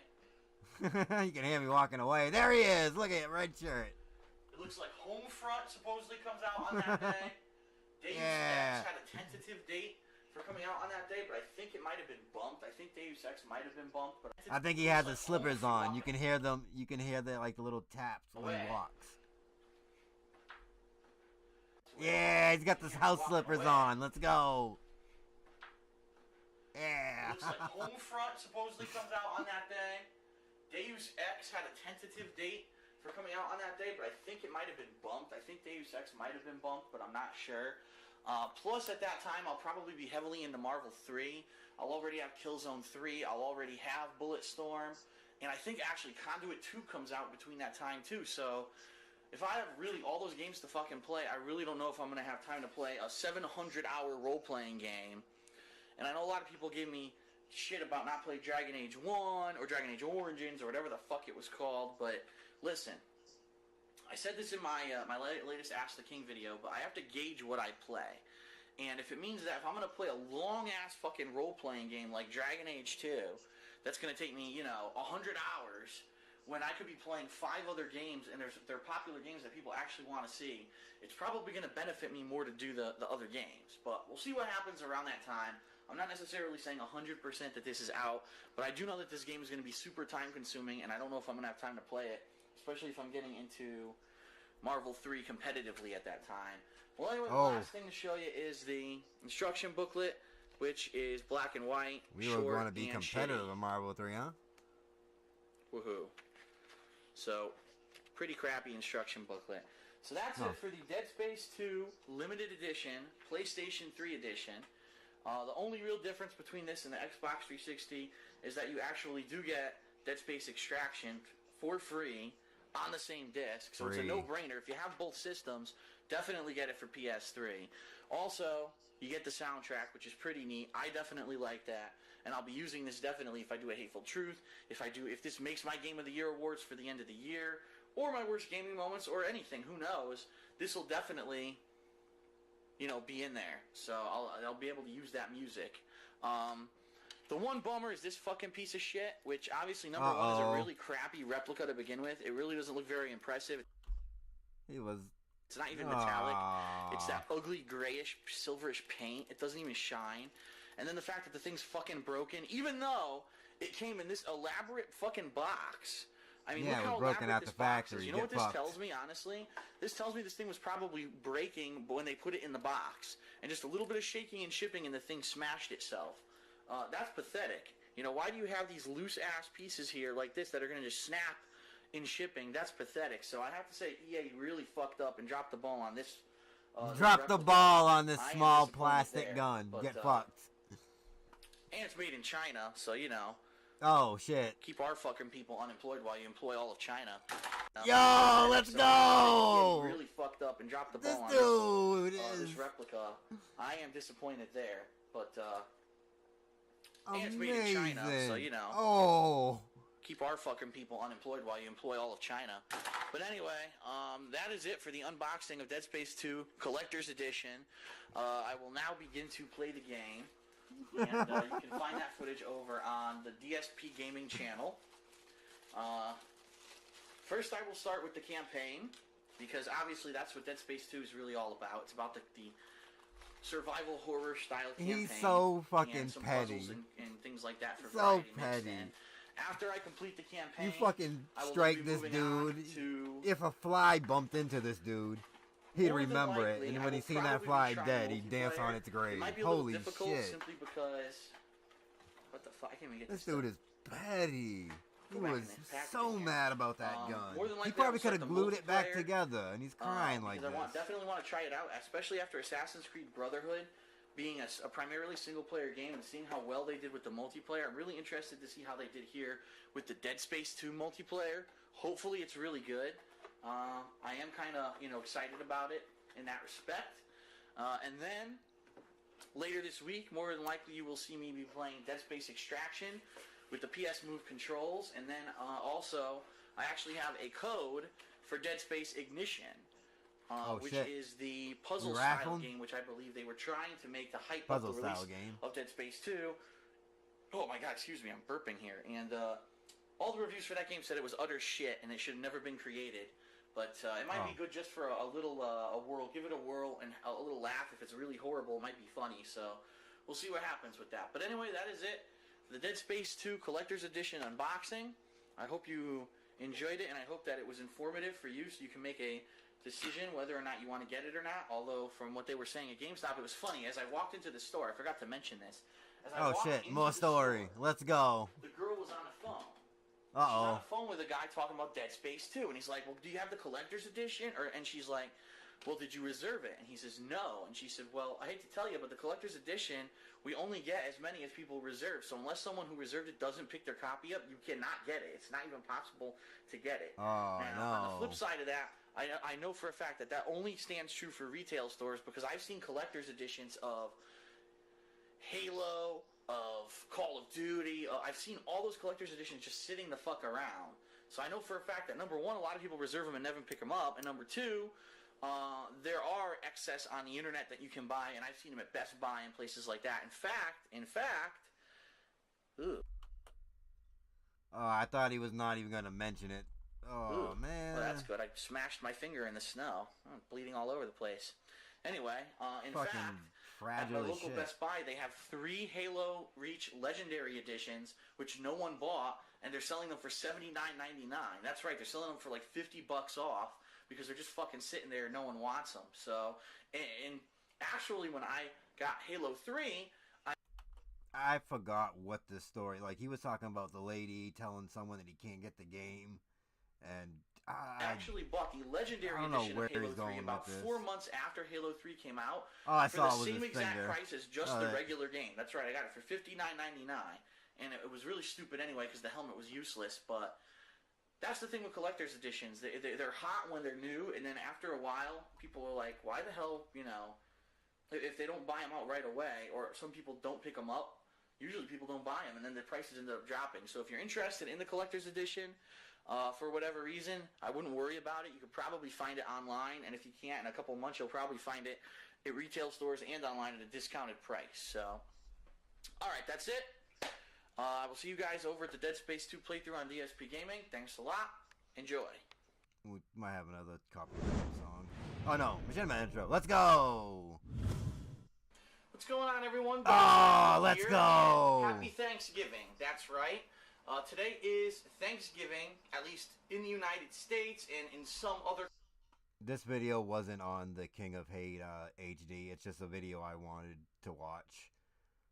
2012 Thanksgiving special. Countries, they actually have similar holidays.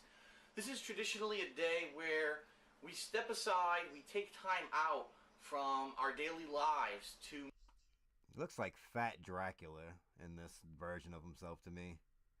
Meet with friends and family, to have a really great meal together, and to be thankful, to overall be thankful for a lot of the things that that we have that are going great with our lives, and maybe to even have a little bit of inflection and to look a little bit inside of ourselves at what we've undergone in the past year, the trials, the tribulations, but the successes as well as the failures, and to kind of have a bigger picture perspective. Guaranteed talking about himself. Your life overall. Kind of have a bigger picture perspective on...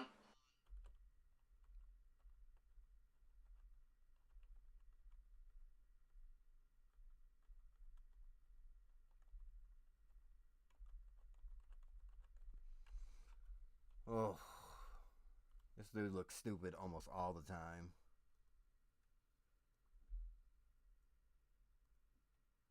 Your life overall. And of course I know there are people who just treat it as a commercial holiday and all of this is about the food and watching football and boozing up, but for me it's always been a day when I try to take some time out to think about the big picture and overall, how am I doing?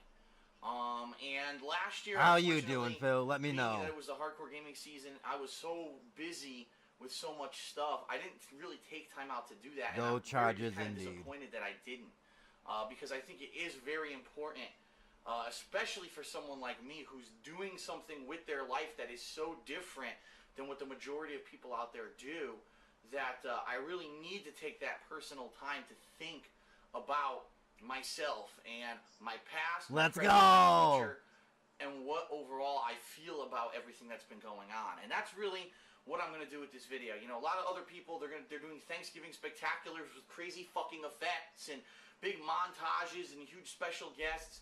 But me... By the way, this is like, the title of this is, like 2-year retrospective. Yeah, Thanksgiving 2012 special 2-year retrospective.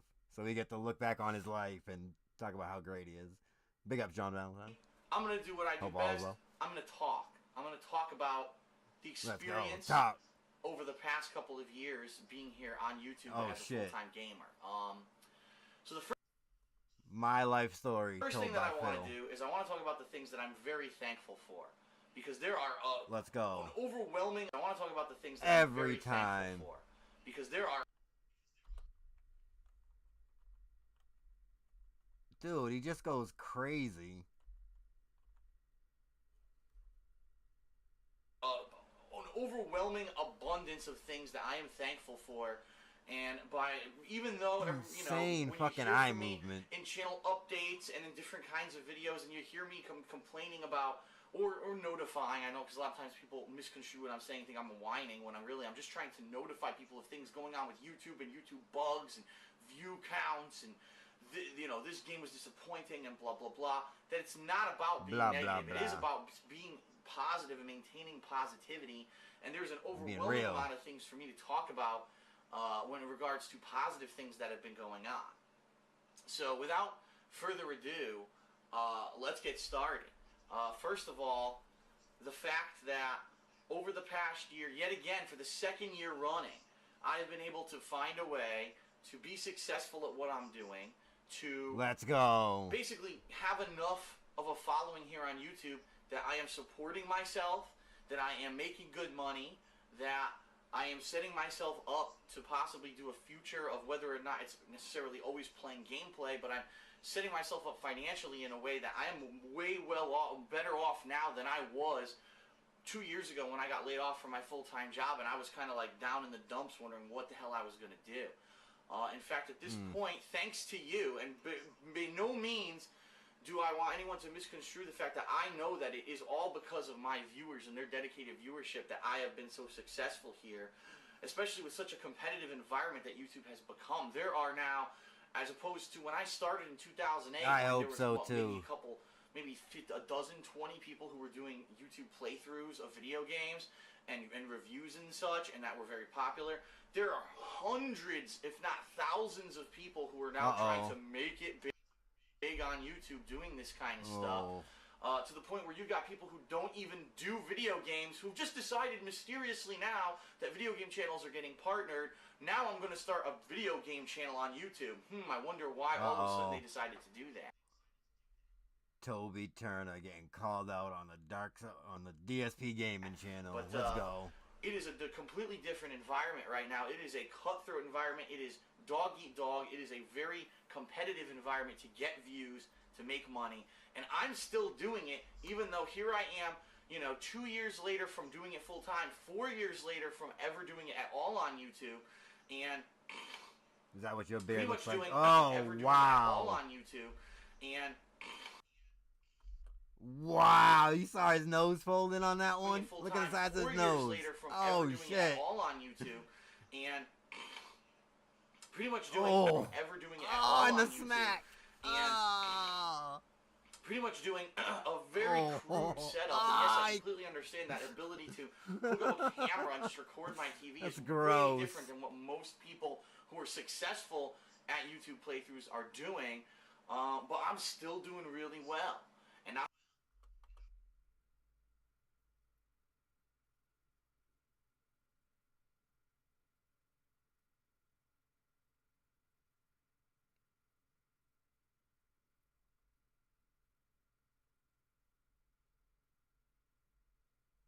Mine? Hold on.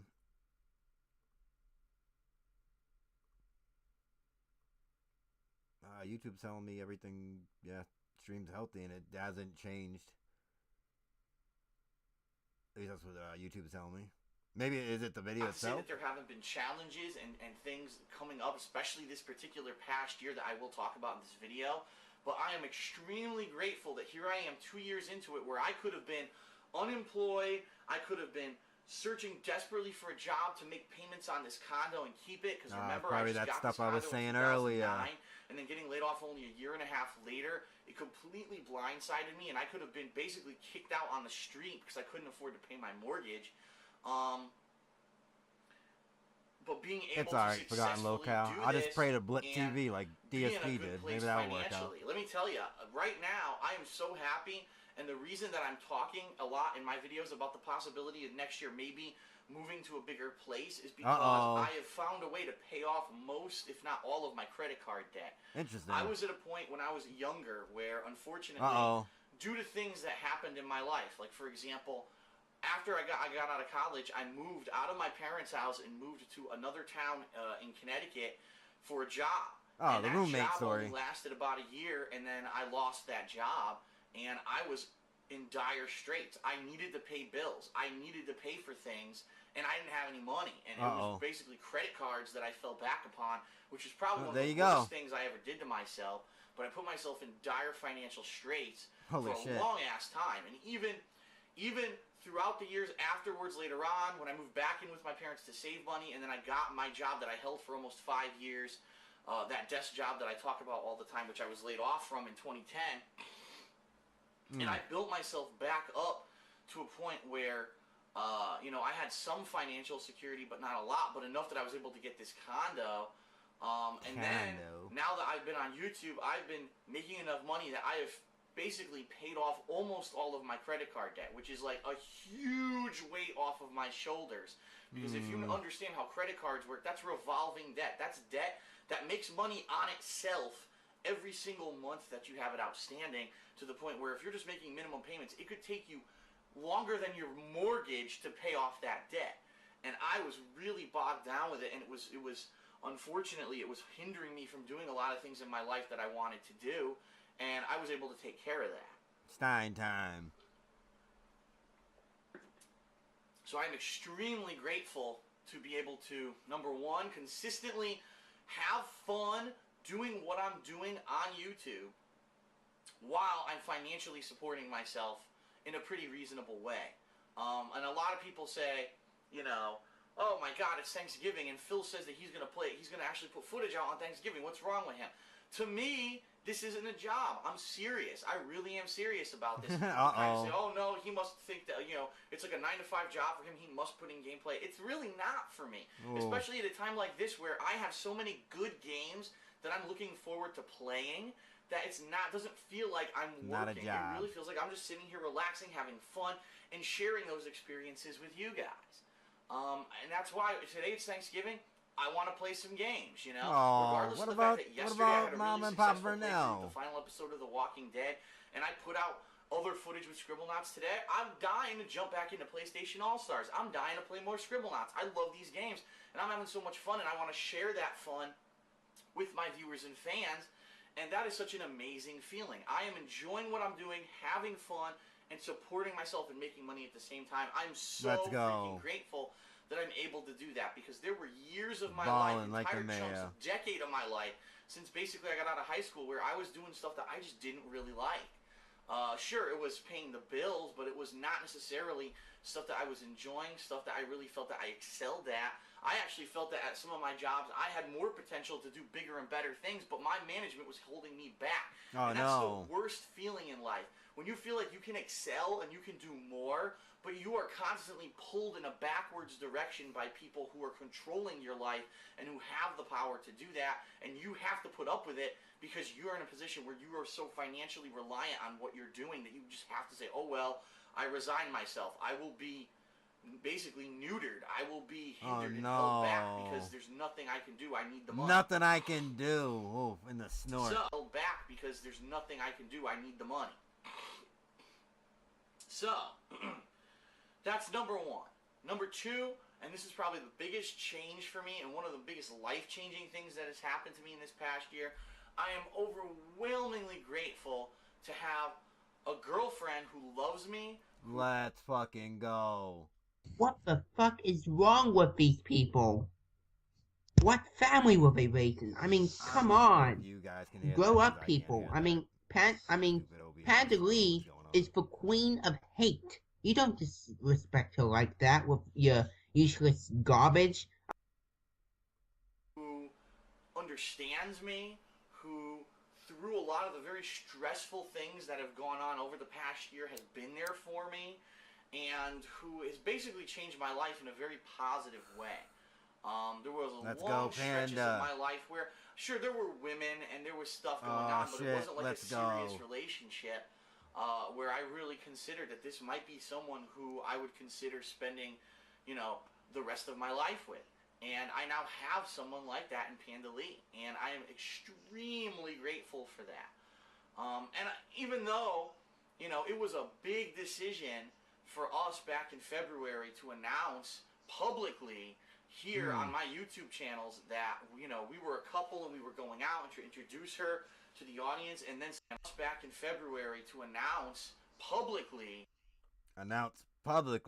Well, when did it really happen? Here on my YouTube channels that, you know, we were a couple and we were going out and to introduce her to the audience, and then subsequently, because she is a gamer just like me, to decide to introduce her to certain playthroughs.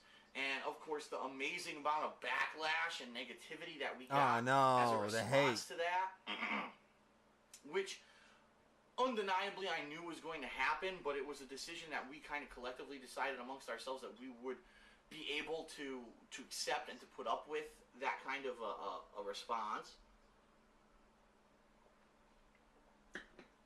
But now, because of this, because I have her, I am able to not only get a different perspective on a lot of things in my life, but also I'm able to plan for bigger and better things, you know? Right now, since I moved into this condo in 2009, I had absolutely no future vision of moving out, of getting a bigger place. I thought I was going to kind of camp here for several years and just work that 9-to-5 job that I had and save up my money and try to pay off my bills so that maybe in my mid-30s, that's kind of what I was thinking. I would maybe move out to a bigger place. But I didn't have any kind of a vision that I am definitively going to find a girlfriend and I'm going to do this and do that. And now that I have her, now it's like, wow, we've been going out for a year, which, holy shit, it's like, wow, does time ever fly? It does not feel like we've been going out for a year by any means. He said a year. They've been going out for a year. And this video is in, what's the date for this?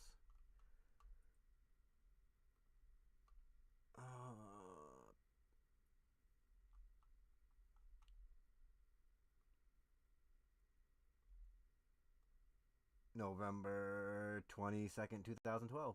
There you go. This whole past year has been kind of a blur for me with a lot of the stuff that's gone on.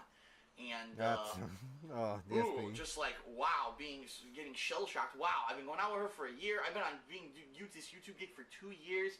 It's like the older you get, the faster time flies. So let me tell you, if you're young and you can savor the time that you have, do so. Because you're going to get to a point in your life when you're like, this wow, dude's talking like he's an old man already. What the fuck? And, I feel like that's the kind of the point in my life that I'm at. And now to be able to have this future vision that maybe in a year and a half, 2 years, I'll be able to move out of here, get a bigger place to share with her, and we'll be able to do really cool stuff that we never imagined, like maybe a daily vlog series where it's following the lives of gamers who, we're so into the games and gaming culture, and to see the kind of stuff that we do on a daily basis. To be able to do series together that we never imagined, like maybe be able to travel and do stuff together. People absolutely loved our vacation footage, and let me tell you, that is something that in the future of my life, I would love to do. I would love to go travel to different places, document the trips vlog style like we did when we went to Orlando this year for our vacation back in August, and share that with you, because I'll tell you, number one, it was fun as hell to share all that stuff with everyone. Number two, the viewership and the feedback was amazingly positive. And being completely honest, number three, the views were so good that they pretty much paid for a major chunk of our trip.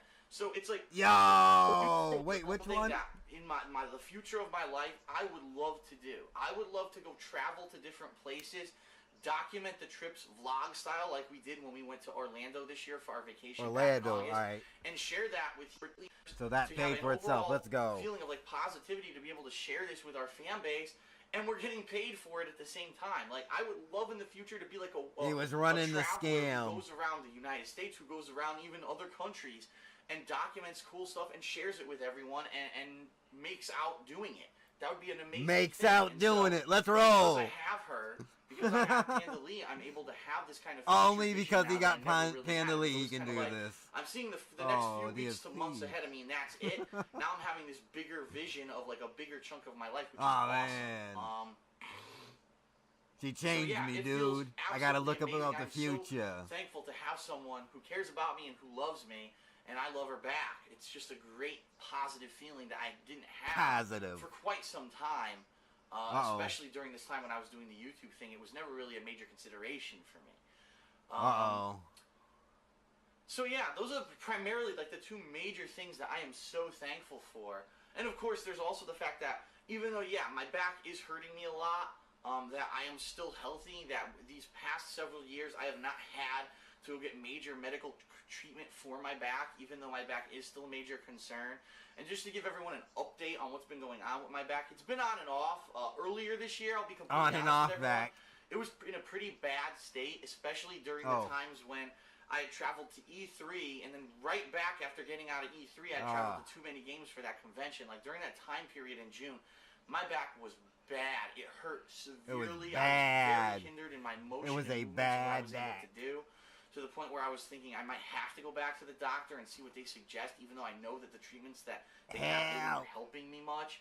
But then I got this back stretcher machine, which I used for several months, and it actually relieved the pain in my back considerably and actually built up my back muscles to the point where I was able to be a lot more mobile. I was able to do things that were more difficult for me to do. It was easier for me to do them, and that was great.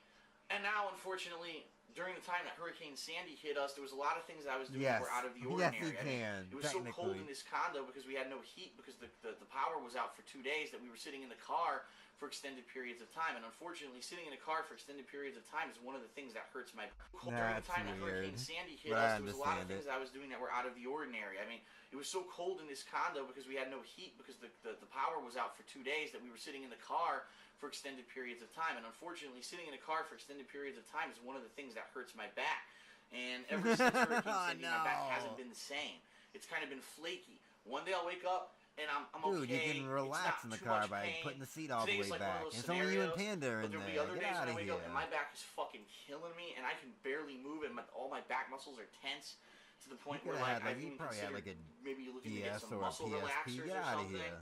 Sit in the car and play some PSP and shut the fuck up.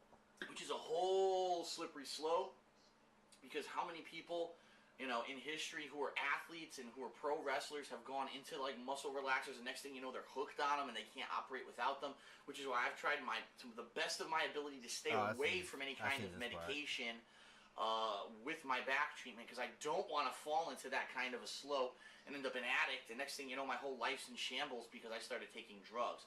And I do know that there is a history of addiction in my family, so I'm trying my best to stay away from that. That's nice. So it's a mixed bag. Shout out to Melissa. With my back right now. Mixed what I'm bag hearing, which is another overwhelmingly positive Melissa, thing to be thankful for, is that there are major advancements in technology for this kind of injury that I have in my back. That the doctors have been looking at injections that actually will fill out the gap or puff up the gap where the disc is where it's injured, so that it holds the disc in place properly and the person basically becomes back to normal from before they had the injury, which would be great for me. It just hasn't been approved yet. It has not been approved by the Trolls FDA ought to be lucky he doesn't have a good back yet for back injury. But once it does, which hopefully, fingers crossed, it does in the next couple of years, that would be something that would be amazing if I could get something like that. After he's done beating your ass, he picks his ear and walks away. That's just the situation with my back, but overall I am thankful that I am still mobile, I'm capable, I'm not, you know, limited with a lot of the stuff that I'm doing, and I'm still able to move and do what I do. I'm still able to move and do what I do. Now let's talk a little bit about this past year and some of the great things that I feel have happened, and some of the kind of challenges that I faced. And what I want to do is actually check the video to see the length here that I have. All right, I'm about 20 minutes in, so I got about another 10 minutes to go. This past year has been very, very unique for me in a lot of ways. Being that it's the second year, 2 years as a full-time gamer, that's crazy. Like, full-time. Did I think that I could ever do this to a point where I could do it for 2 years straight and I'd be able to support myself doing it? No, and so I do want to say thank you to Machinima. For 2 years straight, these guys have been extremely supportive in everything that I've been doing.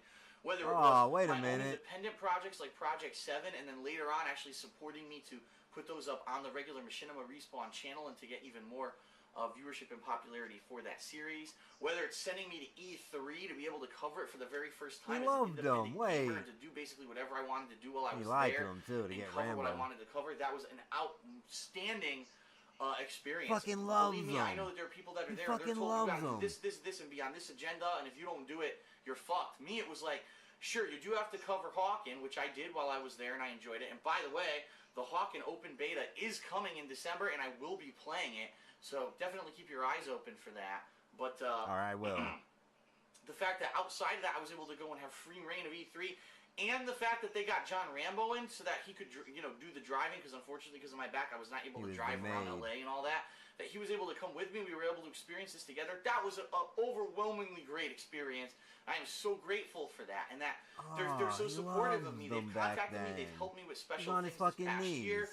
In fact, being that I've become a top 25 partner, I have a little bit more clout than I used to do, and I've gotten some cool bonus things that have been going on this past year that I am so grateful for. So I just want to say thank you to Machinima for making this all possible. You guys are great. But yeah, that this past year of being a second year of being a full-time gamer, that there have been some unique challenges and things going on, but also some unique successes. So again, the fact that I was able to go to E3 and cover it as an independent, the fact that I was able to go to a couple conventions, MagFest and Too Many Games, and to have my own panels and that my fans, I was able to meet and greet for the really, honestly, it was some of the first times I was ever able to meet the fans in person and to shake their hands and to give them an autograph and to have a conversation with them and to just have a laugh with them and have fun. That was outstanding. That really just was such a positive boost for me to be able to do that kind of stuff this past year. The fact that I was able to start an independent gaming comedy web series like Project 7, and that although it only had a short 4-episode run, because of unforeseen circumstances that made us shelve the series, to see that there is enough support and interest in the stuff that I'm doing, that a series like that could be successful. Just amongst those 4 episodes, we had over 500,000 views. Actually, when I really think about it now, it was over 250, then like another 200, and then another 250. So it was almost like 750,000, if not almost 1 million total views just amongst the first 4 episodes, not counting trailers and the supplemental materials and things that we had saved up. And just so everyone knows, I actually do have some behind-the-scenes footage of Project 7 that we never released that could definitely have some interest, because now that the series unfortunately is shelved, you might want to see some of the cool stuff that was going on behind the scenes during that time period. And I have that footage, and I may release that at a later date as like a special tribute to the series. And by no means am I saying that it'll never come back. I'm just saying right now it is unfortunately shelved because the Respect the Pact was no longer able to continue with the series. And that's kind of leading into some of the negatives of this year, is that even though I had a popular web series, unfortunately we had to end it. Like how he just shifted the blame on them, dude. Respect the Pact was no longer able to continue with the series. And that's kind of leading into some of the negatives of this year, is that even though I had a popular web series, unfortunately we had to end it. And it's not because of anything in anyone's control. It was just some life circumstances that happened with the people who were working on it. And shit happens. Let's be honest. I didn't have I just don't pay people. I didn't have a established business relationship with everyone who was involved with the project. And when you're doing fun work with friends, which really is what it felt like, rather than some kind of a serious web series, this kind of stuff can happen. And that, unfortunately, is what happened. Some of the negatives that I faced this year that were overwhelmingly different from things that I faced in the past. The fact that there is so much competition right now on YouTube, that there are people who are other YouTubers, even worse than trolls, other YouTubers who want YouTube money, and that YouTube money can be his. Oh, it's fucking And they decided, just because they saw now that it's possible for these gaming channels to get partnered, that since they already have an established viewer base, they're just going to make a gaming channel, and they don't really care about it. They're just going to do things poorly on these channels, and they're going to have a stupid gimmick, like they're going to act, I'm going to play stupid horror games, and I'm going to act like a little ninny girl, and because they're being phony, but because, you know, some of these people already have established viewer bases, or because some of these people are phonies at what they do, that they become hugely successful. And I will be completely honest, I know that a lot of these people are stealing some of my views. They're stealing my views. They're pulling up. Are phonies at what they do. Stealing his views. And I will be completely honest, I know that a lot of these people are stealing some of my views. My viewer base, who's been installed since 2008 when I started, some of them are starting to feel that I'm stagnating, that because I made an attempt to play every game over the past 2 years, that there's too much footage out there of what I'm doing, and they're starting to move on.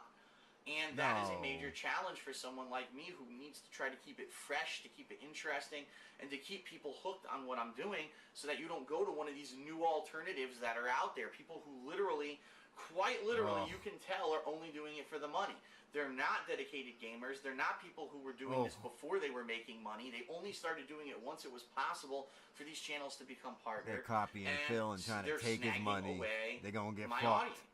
And it's an inevitability that this is what happens. When people figure out that there's money in something, it becomes a way to do it just to make money, rather than a way to have fun, a way to be true to myself. I know. Me, I'm true to myself, in which I would not be doing this if I didn't enjoy it. And not to say that there aren't games that I picked that, unfortunately, they're not as good as I hoped they would be, and that they're disappointing, and it is a little bit of a grind, or a little bit annoying to play through them.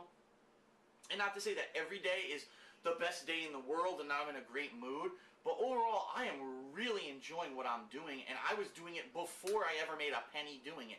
I was doing this in 2008, he's been doing since He's used this. I never got paid in the beginning, like 2 years after doing it. This dude's ridiculous. Everything's a repeat. God damn it. I didn't make a dime on what I was doing. I didn't make a dime spending on this dude. money to buy these games and do this stuff as He's a hobby that I flexing this love. like it is real like primary current year. reason that I do what I This do is here on insane. YouTube, and this has never changed since day one. It's because I enjoy being able to experience some of the best and most entertaining things that I've experienced in my life with other people, and to share those positive experiences with you. Let me tell you a story. Back when I first played Mass Effect by myself on the Xbox 360, way back when, I think it was like 2007, or it might have even been like the summer of 2008, because I remember I played it late. I didn't play it when it was new. I played it a little bit on the later side. And I was playing this game, and I was like, wow, this game is groundbreaking. It combines role-playing game elements with action-based third-person shooter combat with a loot system similar to RPGs, but with these overwhelmingly cool dialogue arcs that are nothing like I've ever experienced in a game before. And not to say that it hasn't been in a game before, but that was the first game that I ever played that had that kind of stuff. And I remember that when I beat the game and the credits started rolling, and they had that super cool song playing in the credits. If you don't know what I'm talking about, I forget who it was. I think it was Jack Walls or whatever. And it was just like, it felt like I had just played in an interactive sci-fi movie that really kind of touched me. He wants fucking walking sims already. Get him out of here. What was supposed to be a great trilogy. And I was like, damn, that was so good, but I kind of wish I was here with friends experiencing that, or I was here with other people to experience that together. Because after that, I really didn't have anyone to talk to about it. I'll be honest, like, I have friends, but I don't have friends who are, like, hardcore gamers. Now it's a little bit different, because I have John Rambo, and I have Howard, and I have OJ, and I have people who I can talk to who are him really hanging out with gamers OJ. who I can kind of experience that There's a stuff video with. where he told In addition OJ to that, I to shut have the my fuck YouTube up, following, like under which his is like breath. overwhelming. Every day That's a I hot have video. a website, which, by the way, that is something else I want to mention. I am extremely grateful that I have a website that is self-sustaining, that doesn't cost me a dime to run, that I have dedicated staff and fans who are working there on the website to moderate it and to keep it running on a daily basis, because that is cool to have a place where I can have intelligent discussions with people regarding my playthroughs and games and things that are going on, and to have a place to do contests. That is primarily the reason why I do YouTube, because I get that ability to share these great, entertaining, positive things with other people like you.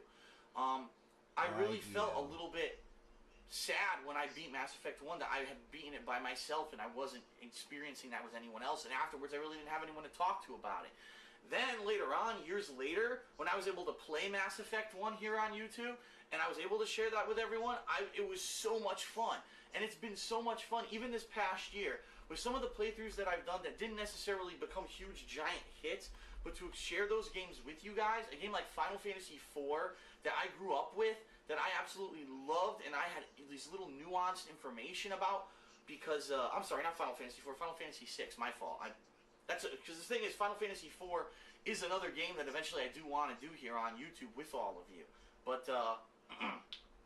to play through Final Fantasy VI, I can't find the footage, but he told OJ with interactivity with the fans, and again, I fully understand it wasn't one of the biggest playthroughs I ever did, but I enjoyed it more than probably a lot of the other playthroughs I ever did. And if you really want my honest opinion, if you're not talking maybe total hilarious views-wise, or hilarious moments-wise, or views-wise, or overall gameplay-wise, but if you're talking one of the playthroughs that I really feel is one of the best of this year, it was Final Fantasy VI. And if you haven't seen it, and I know there's a lot of people that can't put up with a game like that, it's a turn-based RPG with a lot of dialogue, but I really feel that if you want to get a great story, you want to see a great game, that's the playthrough you're going to want to check out, because I did full voice acting for it. Certain characters I was doing voices for and stuff. I really got into it.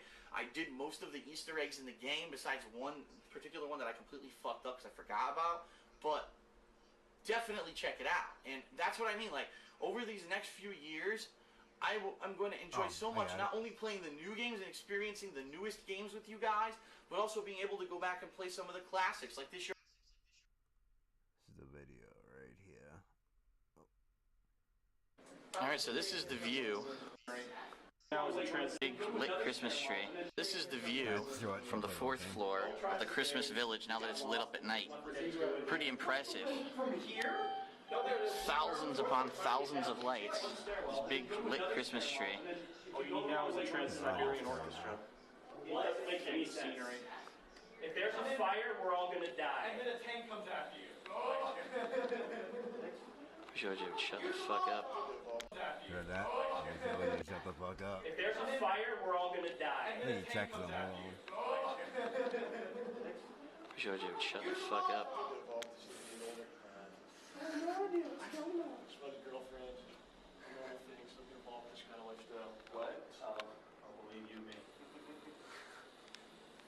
Alright, so that's the gorgeous view. Completely ruined by OJ yelling like an idiot in the background. Play So it off fake. like a joke. Very All you need now nice. is a Trans-Siberian Orchestra. It doesn't make any scenery. If there's a fire, we're all gonna die. And then a tank comes after you. Jojo, shut the fuck up. Ah, nice. I was able to do more Mega Man. I was able to do the Grand Theft Auto Marathon, which was a humongous success. I was able to go back and do things like the Digital Pictures Week, which even though it didn't blow anyone away with gameplay or views-wise, I think it was something that I always wanted to do, and I was great that I was able to do it with you guys. And being able to be successful and be able to take those weeks when I don't necessarily have to do big mainstream releases and I can do stuff like that, that's great to know that I'm in complete control of my content. I'm not being told by someone, well, no, you can only play those new releases because you're so dependent on views and money. No, I'm doing so well. I'm crap. My camera ran out. I knew I was going to go long on this video regardless, but Mid-rant he got cut off and fucking weird snort head shake he's doing right now. Yeah. So I knew I was going to go long on this video regardless, but yeah. Ugh.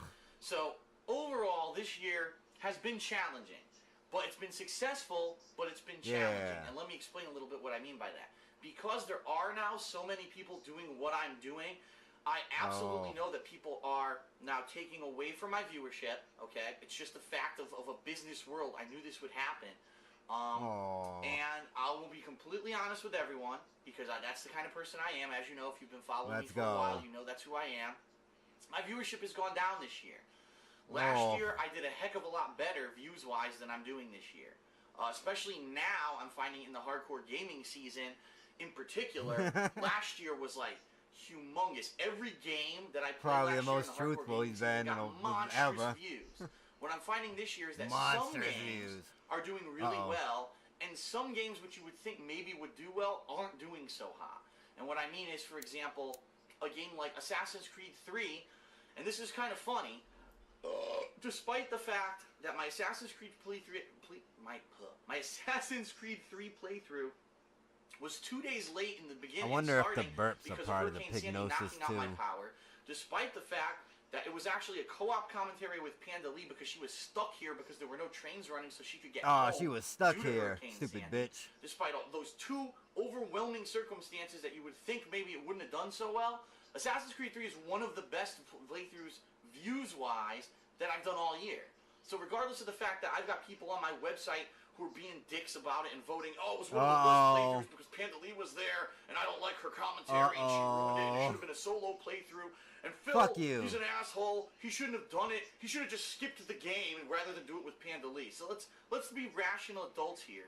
You would rather never see an Assassin's Creed 3 playthrough from me.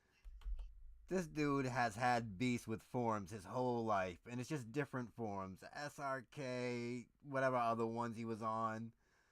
Fucking his own forums. Ridiculous. Ever. Because you know during the hardcore gaming season there's so many games coming out that I'm constantly have to move forward to do new games that you would rather have me skip this giant high-profile game entirely because I have to do commentary with my girlfriend due to unforeseen, uncontrollable circumstances rather than have a playthrough with the commentary. Like, what the fuck is your problem? And that's kind of some of the stuff that I came up against this year was like just some really crazy stuff. You have to understand that in life, things change, things will evolve.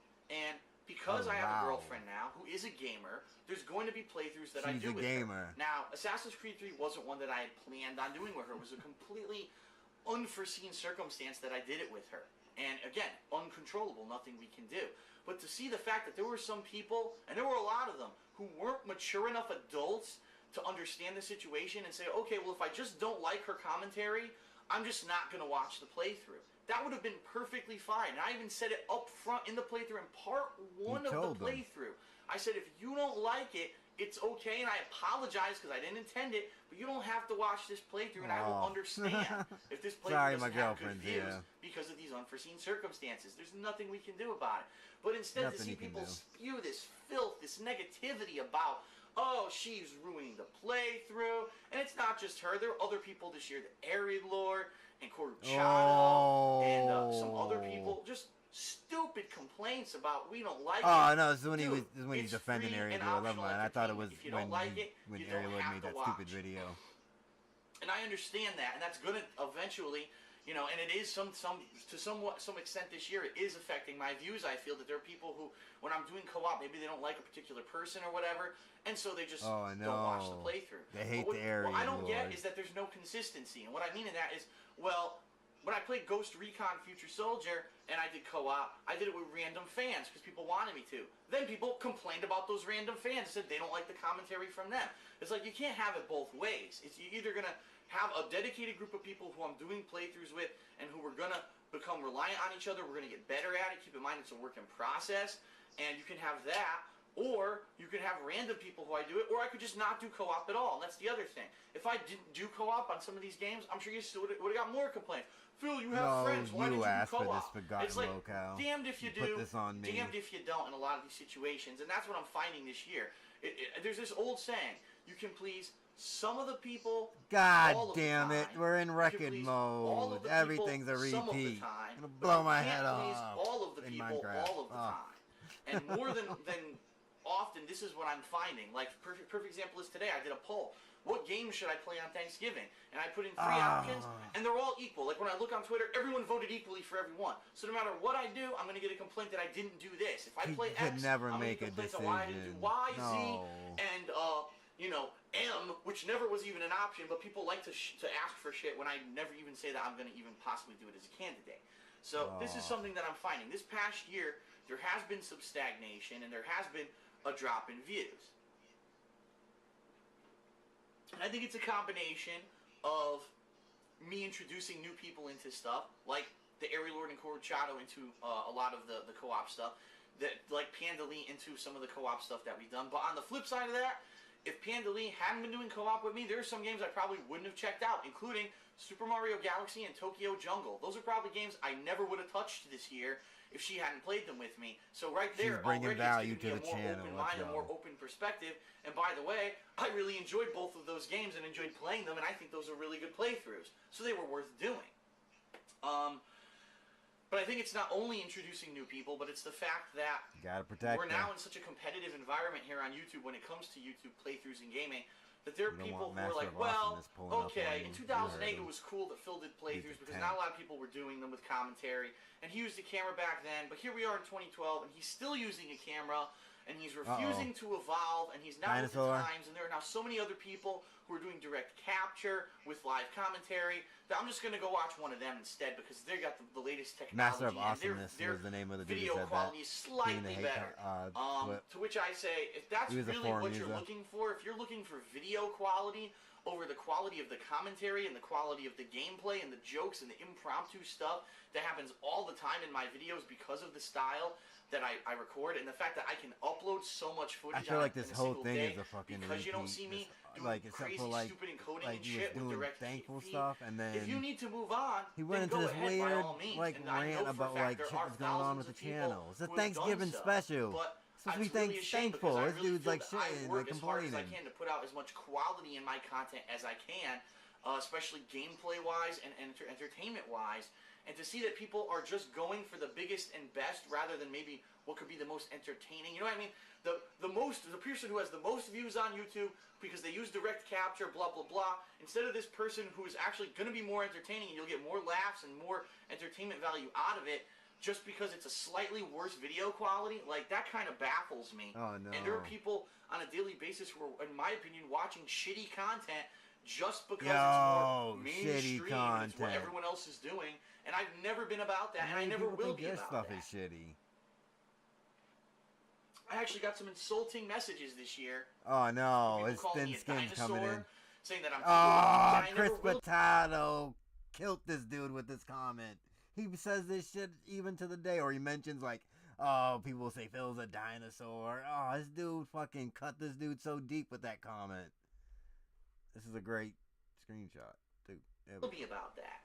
But oh man, that dude fucking I actually got some insulting messages haunt this this year. dude for years, fucking years. Were people calling me a dinosaur, saying that I'm too old to do Holy what I do, shit. saying that I'm a relic now, that since I haven't changed and I haven't evolved to do direct capture like everyone else does, that unfortunately Just say that's why for people are Chris leaving me, Potato, and that I dude. really Just say need his to catch up name. with You the can times, or else drop I'm in gonna be every left hint behind. that it's him.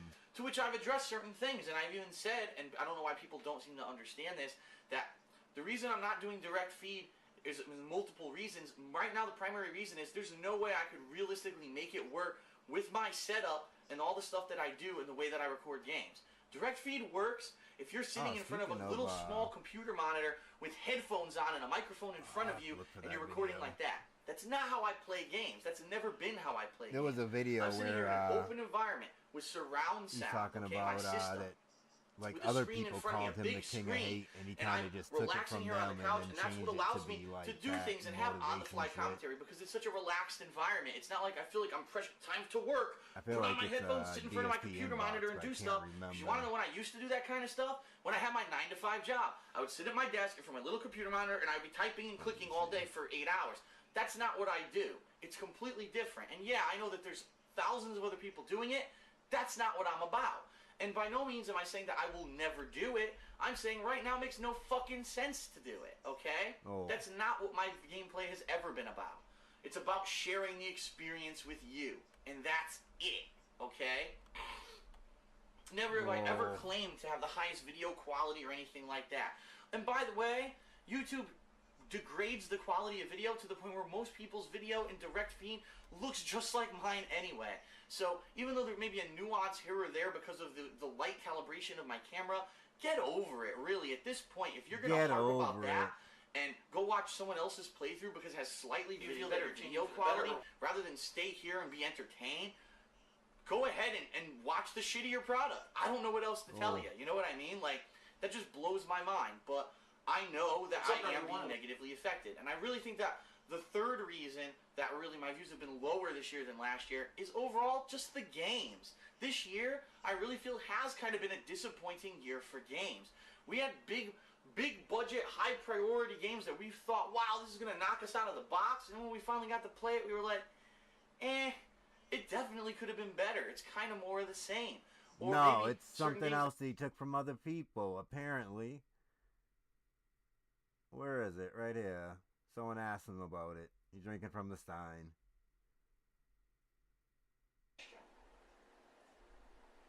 What's up, everyone, and welcome to another edition of DSP's Inbox. I'm actually doing a little bit different this. Okay. The next question, it's a long explanation before he gets to the meat of his question, so bear with it. Dear Phil, it seems rather odd that you're getting upset at hateful comments on your videos. I mean, you call yourself the king of hate, after all. And he says, I don't know about you. It's not much of a surprise that the king of hate is getting hate. I mean, that's how you got your name, right? And actually, the answer to that is, no, that's not how I got my name. It seems like that's what everyone's assuming because I am getting so much hate for what I'm doing on YouTube, but that's not how I got the name. I got the name because back in the day of, the Street Fighter community, when I was really big in that community and I was an active participant, I was throwing tournaments and doing all kinds of things, I was not afraid to open my mouth and speak out about something, even if it meant basically being hateful or not necessarily saying something that's going to make someone happy. I think people always need to hear the truth, and that's why you say the hateful truth. If it is a negative but it's truthful, I think it needs to be stated. And so a lot of people started calling me the king of hate because I wasn't afraid to be stated. What was that? Who started saying what? Started calling me the king of hate because I always need to hear the truth, and that's why you say the hateful truth. If it is a negative but it's truthful, I think it needs to be stated. And so a lot of people started calling me the king of hate because I wasn't afraid to go ahead and be hateful when I needed to. A lot of people call me. Big up to Dwight Race. How how we're just listening to how DSP got his little moniker. On your videos. I mean, you call yourself the King of Hate, after all. And he says, I don't know about you. It's not much of a surprise that the King of Hate is getting hate. I mean, that's how you got your name, right? And actually, the answer to that is, no, that's not how I got my name. It seems like that's what everyone's assuming because I am getting so much hate for what I'm doing on YouTube, but that's not how I got the name. I got the name because back in the day of, the Street Fighter community, when I was really big in that community and I was an active participant, I was throwing tournaments and doing all kinds of things, I was not afraid to open my mouth and speak out about something, even if it meant basically being hateful or not necessarily that sounds bad. That's going to make someone happy. I think people always hear the truth, and that's why you say the hateful truth. It is a negative, but it's truthful. I think it needs to be stated. And so a lot of people started calling me the King of Hate because I wasn't afraid to go ahead and be hateful. So other people gave him the name, and he took the gimmick. Look at this dude. Everything's from somebody else. But anyway, going along with the question. As you said, you've always had haters, even back before YouTube. Except back then, you didn't let it phase you. You took the hate and made a name out of it. No, I didn't. But anyway, you became the King of Hate. No, I didn't. There it is. You took the hate and made a name out of it. No, I didn't. But anyway, you became the King of Hate and basically told them to keep hating because they cannot stop you. That is true. There you go. That is true. I told them they can't stop me. Now it's kind of, that is true. You took the hate and turned it into hype. That is also true. There we go. He uses it to hype. That's it. You took the hate and made a name out of it. No, I didn't. But anyway, you became the King of Hate and basically told them to keep hating because they cannot stop you. That is true. You took the hate and turned it into hype. That is also true. Now it's kind of different. It seems to be getting to you, and rather than feeding off of the hate, you're getting really upset about it. I'll address this in a second. It seems really out of character. What's changed from then to now? I personally think you shouldn't let it get to you. Even the haters that you have now are just giving you free publicity. If anything, you should tell them to keep it up, because each time they try to flame you, they give you free views and comments, most of which get flagged and ignored anyway. Sincerely, Adam. Thanks, Adam. Good question. A little bit off base, I think, because you kind of misunderstood how I got the name. He'd come to hate that name later on in life. To answer your question, it's not necessarily the hate or the haters that was getting to me. And I think what Adam was referring to is a couple of weeks back, I did make a little bit of an update on some of the things I was doing, especially with the TSP Tries It series. And basically saying, listen up, guys, calm down, stop putting really silly comments on the videos like you're a fat fuck and you're going to die of cholesterol. Oh, no, these trolls. And I explained that that's not the case, that the DSP Tries It series is a review series, not me sitting there and eating the food series. In fact, there were a couple things that I tried, like a couple BK breakfasts and things like that I thought were gross and I did not eat. And I think people are just assuming. Oh, no. Stop it, Forbidden Locale. Adam's right. Forgotten Locale. Stop it. Back before my YouTube days, I used to take so much shit. You're going to get leaned in by Dave. Called a scrub. You're no good at Street Fighter. You're no good at life. You're a loser. You're this. You're that. And I took so much. I was pretty much the most hated gamer in the Street Fighter community. And to be completely honest, I probably still am. If I ever were to go back and rejoin that community, I get the feeling that a lot of the old idiots would come out of the woodwork to try to shit. That's the hateful truth right there. Forgotten Locale. It is the hateful truth. He's telling it. The jealous was what he thinks. If I ever were to go back and try to really rejoin that community, I get the feeling that a lot of the old idiots would come out of the woodwork to try to shit on me again because they're jealous. They're jealous, but that's life. Bitches. There's always going to be haters. There's always going to be jealous people. So, why did I react a little bit differently in those videos? So the answer is because it's one thing to just say you suck at a game or whatever. You can brush that off and use it as motivation. But right now, what I'm trying to do is take this YouTube thing and turn it into my full-time job. And the only way I'm going to do that is if people understand what I'm doing and why I'm doing it and what the purpose of the videos are. So when I'm doing a series like DSP Tries It, and it's a review series where I'm trying to review completely false information, it's misinformation, it's lies. You should stop what you're doing now and get a full-time job immediately, and you're going to get fat and die of cholesterol because all you do is eat this disgusting food. And it's completely false information where they think I have to speak out against it because I don't want people to get the wrong impression. To address it because I had to take the people who honestly were watching those for the first time. No, but that was it where he got. Had these weird design changes that people didn't understand. You had high-profile games like Halo 4 and Black Ops 2 that you played, and you were like, they're good. Oh, Dwight, we learned that Dave was going to go to EVO 2011 and try to run up in there and play. But then the But online play because is the garbage because the hit AdSense detection stuff sucks happened ass. with It's the Google, worst he had to it's go ever been. to Blip And so TV, you gotta scratch and your that head and stopped say, all damn, that really? pretty much. You know, these games that used to be the biggest games At least from what we've seen so far, because it was like yearly installments, like more 2 of the days same, later, they're not it's like that great.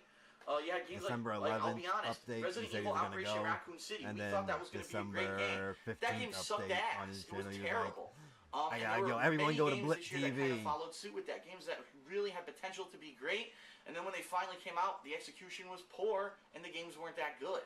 And now you see that all these big budget, big profile games that were supposed to come out this year, that got delayed to next year. Like, you're talking the BioShock Infinite, Gears of War, God of War, Tomb Raider, all these games, Dead Space 3, that are going to be coming out within the first 3 months of next year. I really feel that next year is going to be a loaded year, like massive amounts of gameplay and great games that are going to be coming out all at the same time early in the year. And then, of course, you always have the hardcore gaming season at the end of the year. I think next year is going to be an outstanding year for gaming. And I am hoping, I'll be honest, that maybe things will turn around a little bit views-wise, and I'll get back to that viewership that I had back in 2011. And also, because I've mentioned to everyone about this, I am going to institute some changes next year. Next year, I will be putting out less videos on a daily basis. I'll be playing less games overall. I'm removing these vlog-style videos, like this Thanksgiving video itself, off of this channel, and I'm putting them onto a new channel called The King of Hate Vlogs. I've mentioned this in many videos before, and I will continue to do so until everyone gets over there and subs. Right now, there's only like 5,000 people subbed out of, I know there's double watermark with 25,000 people who watch all my vlog style videos who need to move over there and be aware of this channel. They're just not aware of it yet because they haven't caught it. But yeah, DSP Reacts. This dude doesn't even know his own channel. What an idiot. Including the Weekend Preview, including my game reviews, including channel updates, including DSP Tries It, which I'm going to be resuming, including new series. All that stuff's going to be on that vlog channel, and that will be a great opportunity for me to rebrand myself, where vlogs that I'm already doing and are already successful, plus some new vlogs, are now on a new channel that you can subscribe to, so that you don't have to worry about your inbox being flooded by gameplay videos and missing out on critical vlogs that you want to watch. You can just subscribe to that channel. So, the channel exists right now. It's in the process of being partnered with Machinima.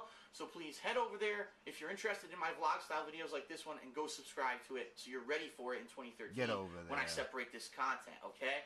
But the fact that I made the conscious decision to only play two major retail, or not new retail, but two major game releases a week in the coming year, and then maybe mix in some online play and stuff like that, it's a big change for me. I found this year that trying to play every major release did not work out too well. Because there were some games in between there that I really feel were worth maybe watching the playthroughs, and people just completely skipped them and the views were very poor. That's disappointing to me, because I put just as much work into a playthrough of a game that maybe isn't as high profile or as big budget or as well known as another AAA title as I do into the AAA title. I'm still here putting in the time, trying to get through the game, putting in commentary and putting in gameplay. And to see that some of these games unfortunately get passed over because, you know, I don't want to see it because I'm waiting for another bigger budget game. And then when the big budget game comes out, it sucks and people complain about it. Like, it's frustrating. So maybe it is time for me to play less. He can't figure out what to do. It's time for me to focus more on the games that I choose to play. And some people are worried. They're like, Phil, we're worried that you're not going to pick some of the smaller games, indie games that you picked this year, like, for example, Tokyo Jungle and such. What I can tell you is this: even though there will be changes, I'm going to make an honest effort to try to play a variety of games and not to always just play the big budget games, even though obviously those are no-brainers for the games that I'll be playing. So stay tuned for some of the the updates on the strategy and things that I'll be using in 2013. I'm impressed we didn't get any more bug eyes. I'm really hoping that as a combination of better games plus me changing up the way that I do things, that hopefully 2013 will be a bigger and better year for me for gaming on YouTube. And like I said earlier in the video, by no means am I complaining whatsoever. I am doing outstanding for myself. The amount of views that I made this year, regardless of the fact that it was less than 2011, was still more than enough to support me, to allow me to continue what I'm doing, to even have future plans, to doing other cool, bigger and better things. It's just that when you see that and you realize this is your business, I do have to have some concern, and I do have to try to figure out a way to maybe bring it back to where we were. And I think that's what a lot of people have been saying this year. Phil, you're playing so many things, you are getting a little bit burnt out, you're getting a little bit stale because there's so much content that you're putting out. we would like you to maybe go back to 2010 and 2011. We really liked those years better than 2012. So 2013, it's going to be an effort to try to go back to roots, to do more vlog-style series and videos, and start up new interesting stuff on the new channel, while still trying to put out quality gameplay every single day here on DSP Gaming. Okay? So that's really it. I know it's been an extremely long-winded video, but I really wanted to get a chance to get things off my chest, to talk about things that I really enjoyed this year and that I'm massively thankful for, but to also talk about some of the things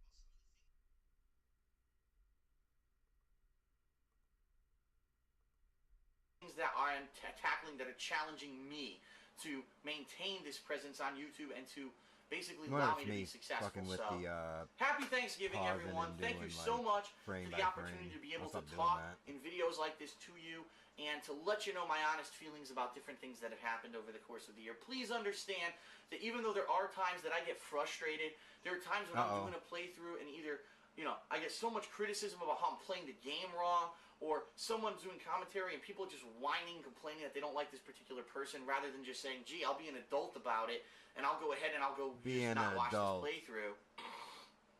And people telling me that I've changed, that now I'm a Nazi and I moderate comments. Let me tell you something. And Let's this is go. And anyone would know this who's followed me for a long I'm time. a fucking On Nazi. day one, when I started the Dark Side Phil channel, in the description of the channel, it says, if you leave stupid, trollish, annoying, prejudiced, insulting, negative comments on my videos, you will be blocked.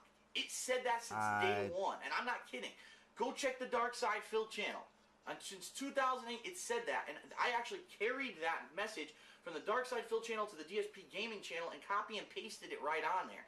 That said it since day one. I've never changed. I've done that since day one because I want to have a personal connection with my fans. There's a lot of people who completely ignore comments on videos and they just let them go and let people make fucking assy-code dicks and racial shit and all kinds of insulting stuff, and people don't read the comments on the videos because it's all shit. It's a bunch of children.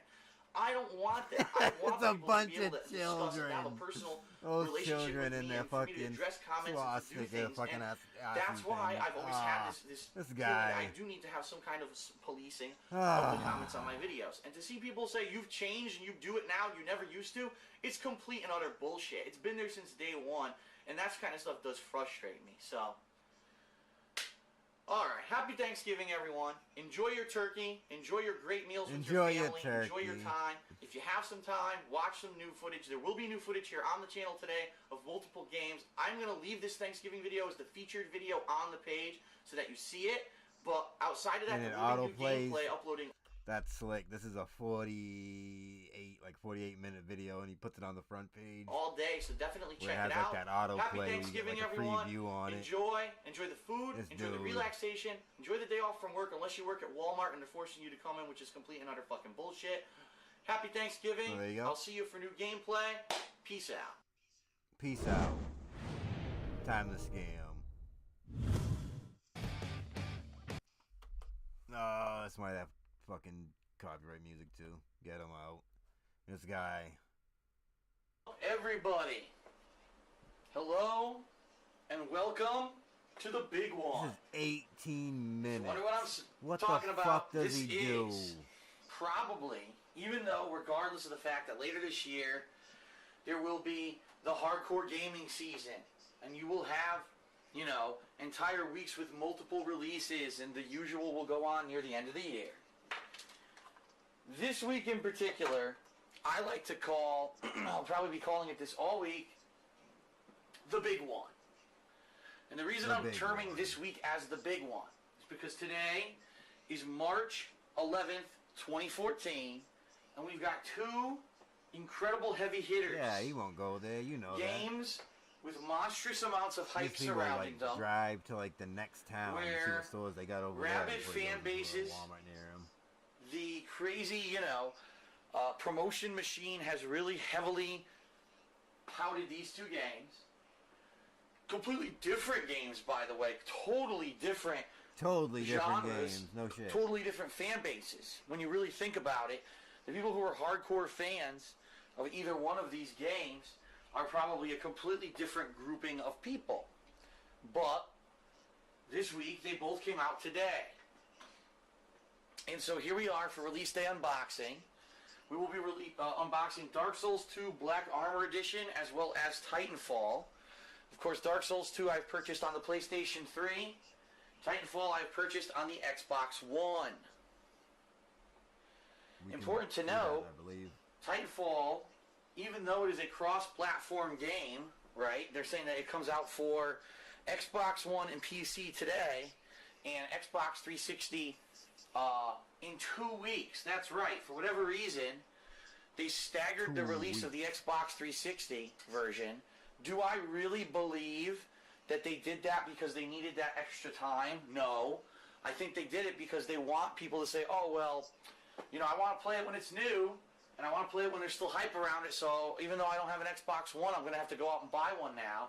And it's actually interesting because they are now bundling the Xbox One with Titanfall for the same retail price of $499 that the Xbox One was selling for without a game previous to this. So it's pretty obvious at this point that Microsoft is thinking that Titanfall is going to be an Xbox One system seller. So what we're going to do today is we're going to unbox both of these games, and then I'm going to explain to you how exactly I will be covering these games this week, in case you weren't paying attention. Maybe you didn't see my weekly preview video, which already previously explained this, okay?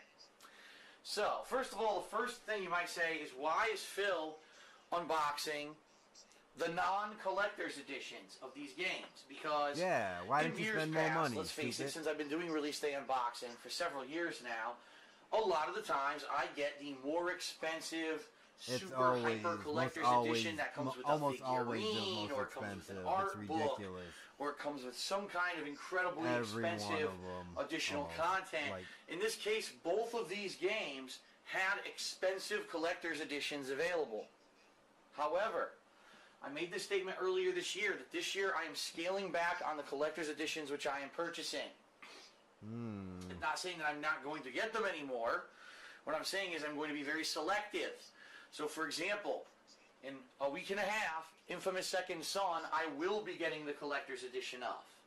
But in this case, these two games, I said I like them both. I'm going to play them both. Some of the biggest hype of the year is surrounding this week. Lightning Returns. I don't know. I am not interested in spending a ton of extra money. I'm pretty sure it was. For example, the Titanfall collector's edition was ridiculous. I think it was over $150. You get this big Titan statuette. And I said, where the hell, realistically, am I going to put a Titan statuette? I already have far too many collectible statues and knickknacks and things over the years since I've been doing this on YouTube. I don't have anywhere to put it. So there's no way I'm going to spend that much money. That dude, he didn't give a fuck. So, that's the deal. That's why I'm unboxing these versions. Now, Dark Souls 2 Black Armor Edition is actually standard if you pre-order at GameStop. Okay, I don't know if you get it at other retailers. You probably do. I'm not 100% on that. But it's nice that if you pre-order the game, you get a cool collectible case, and you're going to see some extras on the inside as well, that if you waited and you didn't pre-order and you just bought the standard edition later on, or you rented the game, you're not going to get these cool extras. All right? So without further ado, let's go ahead and get to the unboxing itself. We'll start with Dark Souls 2 Black Armor Edition. Flip it to the back. It says, go beyond death. An unforgettable experience. Yeah, unforgettable. The amount of fucking deaths in these games, yeah, I'd say it's unfucking forgettable. As in, it haunts you for life and you can never fucking forget it. From Software's breakout hit returns to haunt your soul. Well, if the frame rate in this game is anything like the first Dark Souls, it probably is going to haunt my fucking soul. Afflicted by an ancient curse of the undead. Right, come on. Explore a breathtaking world of grave danger. Clash with other players in unique online play. If you actually look, which I know you can't see because it's too small, it actually says play for up to network players 2 to 4. So, I don't know if that means you can have 2 people helping you and 1 invader. You know what I mean? Or if there's multiple invaders possible. I have no clue. I guess we're going to find out, right? Important to note, it doesn't make... I like this about Sony and the PlayStation 3. They don't bullshit and tell you that the games are higher resolution than they are. They openly admit it's 720p. They don't lie and say this game runs in 1080p, you know what I mean? Unfortunately, the Xbox 360 did that all the time. Calling so here them we go. up. The hateful Dark Souls truth. 2. There we go. Black Armor Edition. Comes with a neat metallic case. Wait a minute. Didn't he say this, like he didn't buy the special edition? Wouldn't this kind of be a special edition? I don't know, like a lot of games that came with like a case over it that were like regular editions. They were always like kind of raised the surface, okay? It has a texture to it. In the back. And so to open it, here you go. On the inside, what do you got? Well, you got your game disc. On the left-hand side, you've got a few goodies. The first one is a Black Armor weapons pack. Yeah, it seems like an extra. Enter this code. Get out of here, PlayStation 3. It doesn't explain what the Black Armor weapons pack is. So I'm assuming it might be a pack of stuff that maybe just, very slightly help you at the beginning of the game. Knowing these guys, I really doubt they're going to give you overpowered armor just for pre-ordering the game. Dark Souls 2 is a little pamphlet. You might say, what is the pamphlet? It's absolutely nothing. Watch this. It's your warranty and your epilepsy warnings, and that's it. Nothing. No instructions. Zero. Zippo. Good. Okay? Cry about it. And then last but not least, on the left-hand side, you've got your official soundtrack CD. So the game actually comes with its own soundtrack right from the get-go. And that's a cool bonus. If you are a huge fan of the Dark Souls, series, and you remember that dungeon where you died 400 times and it took you 2 weeks to get through one room, and so what you like to do is listen to the music of that moment, so you'll just basically scar yourself for life by reliving that experience in your head, and the music behind it. There you go. Oh. Now, what's behind here? To break the fucking disc. What's he doing? The main character of Dark Souls standing there imposing, like. And on this side, absolutely nothing.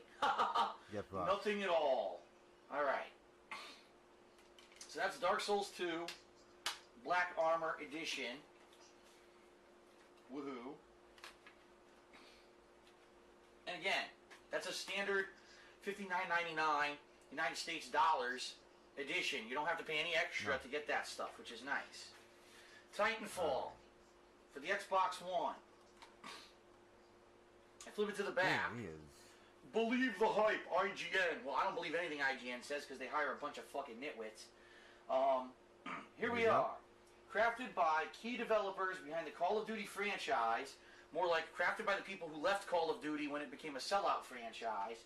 Titanfall is the first next-gen shooter that combines pure adrenaline, wall running, double jumping action, and powerful, fast-paced Titan warfare to set the new bar for online multiplayer gameplay. Jeez. And it does say 6 to 12 players online.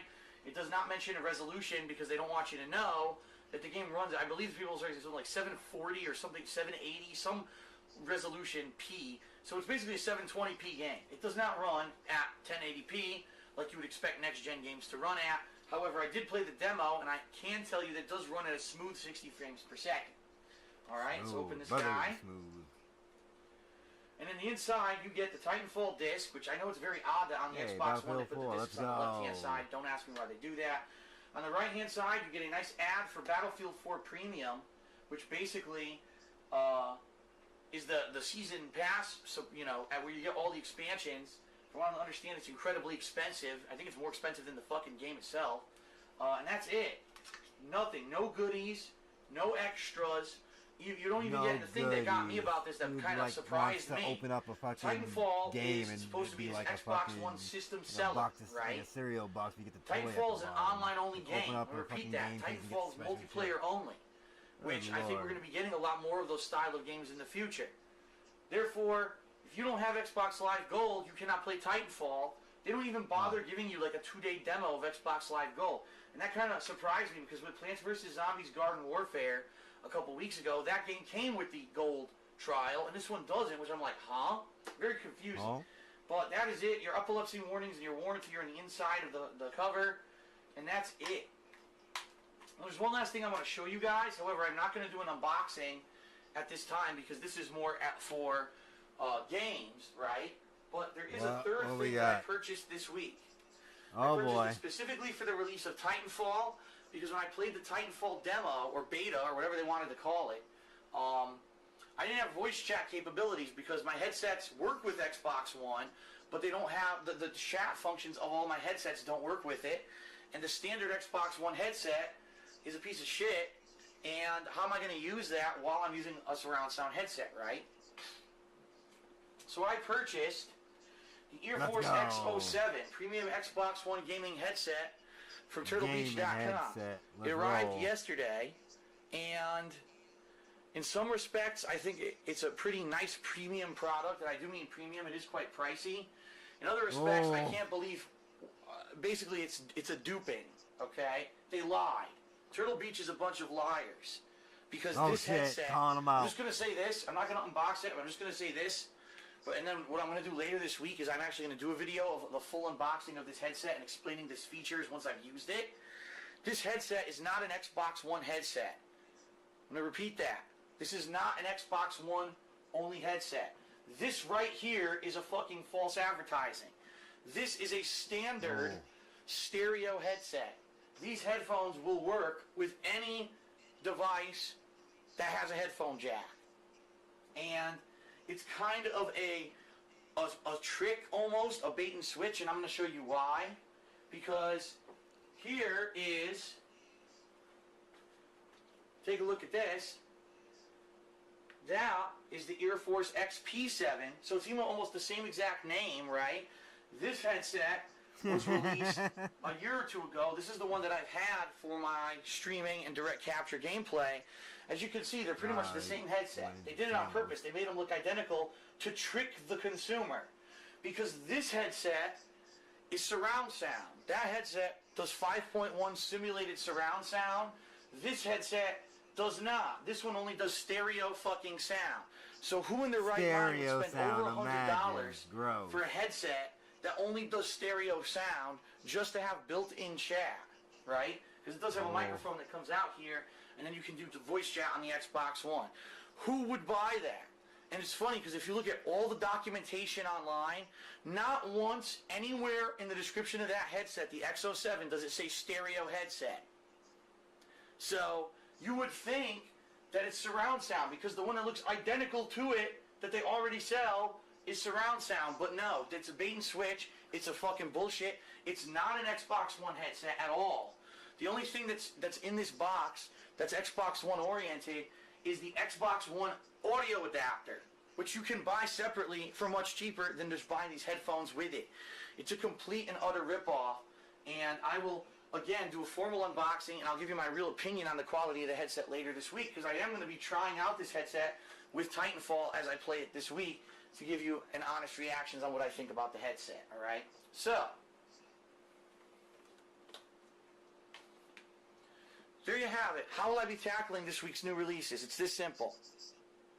This week, every day, I will be doing 2 gameplay streams until Friday, because Friday, John Rambo will be coming over and we're going to be doing co-op, okay? Let's go. Starting today, first stream is Dark Souls 2, second stream is Titanfall. That might change, meaning I might flip them if I get stuck in Dark Souls, if I get enough people requesting that I flip the streams because they can't attend one or the other and they want to see the live gameplay of one or the other, okay? I will also be direct capturing those playthroughs and uploading them daily to my YouTube gaming channel, DSP Gaming. So if you cannot attend either stream, you can watch those daily on DSP Gaming. For Dark Souls 2, I'm doing something I've never done before. Because it is such a special playthrough, we're going to have thousands of people who support me and thousands of people who want to see me fail. There'll be people trying to aid me and people trying to invade me like crazy. Alright? I'm going to do, number one, the entire playthrough will be face cam, which I almost never do, but I did do it when I returned to Dark Souls last year. Okay? That's a huge difference because normally I don't do that shit. Number 2, for the first time ever, since it is a kind of game where it makes sense, I will be doing a death counter. That's right. I'm going to have a death counter on the screen at all times. No way. And knowing that it's Dark Souls, I may get into the 4 or 5 digit numbers. You think I'm kidding? So, that's the deal with Dark Souls 2. Titanfall, I'm going to be playing several sessions this week. I'm going to, as I said, try out this headset. And I'll eventually later this week make a video about it and let you know what I think, my honest opinions about it. The quality of the voice jack, the quality of the audio, even though it is only stereo audio and it is a complete fucking ripoff. The one thing is with this, with Titanfall, I actually contacted a few other popular YouTubers last night, and it looks like I may have a chance to team up with 1 or 2 of them. I'm not going to name them or promise anything right now because I don't want to give hype to something that may not happen, and that's unfair. That's just name dropping, and I'm not like that. But there's a possibility that a few sessions this week, maybe I'll be teaming up with other YouTubers to try out Titanfall online, but we'll see what happens with that, and I will update everyone on that, obviously. The bottom line is this: if you want to know what's going on, thekingofhate.com is my website. It's been fully updated. It's a brand new website. On a daily basis, the homepage has all the information you need to know. And if anything changes, I will update the homepage, right? So it used to be that you had to follow me at They Call Me DSP on Twitter, and I would tweet like crazy, and I still do that, because I got a good 21,000 or so people who follow me on there, but I'm actually rather would like that you go to the page, because the webpage of thekingofhate.com, the homepage, has everything you need on there, explained, okay? Stream times, what games I'm playing on stream, upload times to YouTube, it's all there. So that is it for Release Day Unboxing. What a week. It's going to be one of the most exciting weeks I think I've ever had doing this stuff. I thank you very much for watching my content. And that is it. Right now I'm actually about to stop recording this video, edit it, upload it to YouTube, and set up for my first stream, which is in about roughly an hour. So thanks everybody. And I hope to see you for Dark Souls 2 and Titanfall gameplay this week. Peace out. Thanks for watching. See you guys later. Ooh, Dark Souls. Oh no. Yeah, I won't be able to sit through this. We'll call it here. Big ups, Not Forgotten Locale. Guy with 2 names, Dwight Race, John, Trunks coming through, Pope Pisspot, Green Lobster, and Hum Along Sing Along. See you guys later.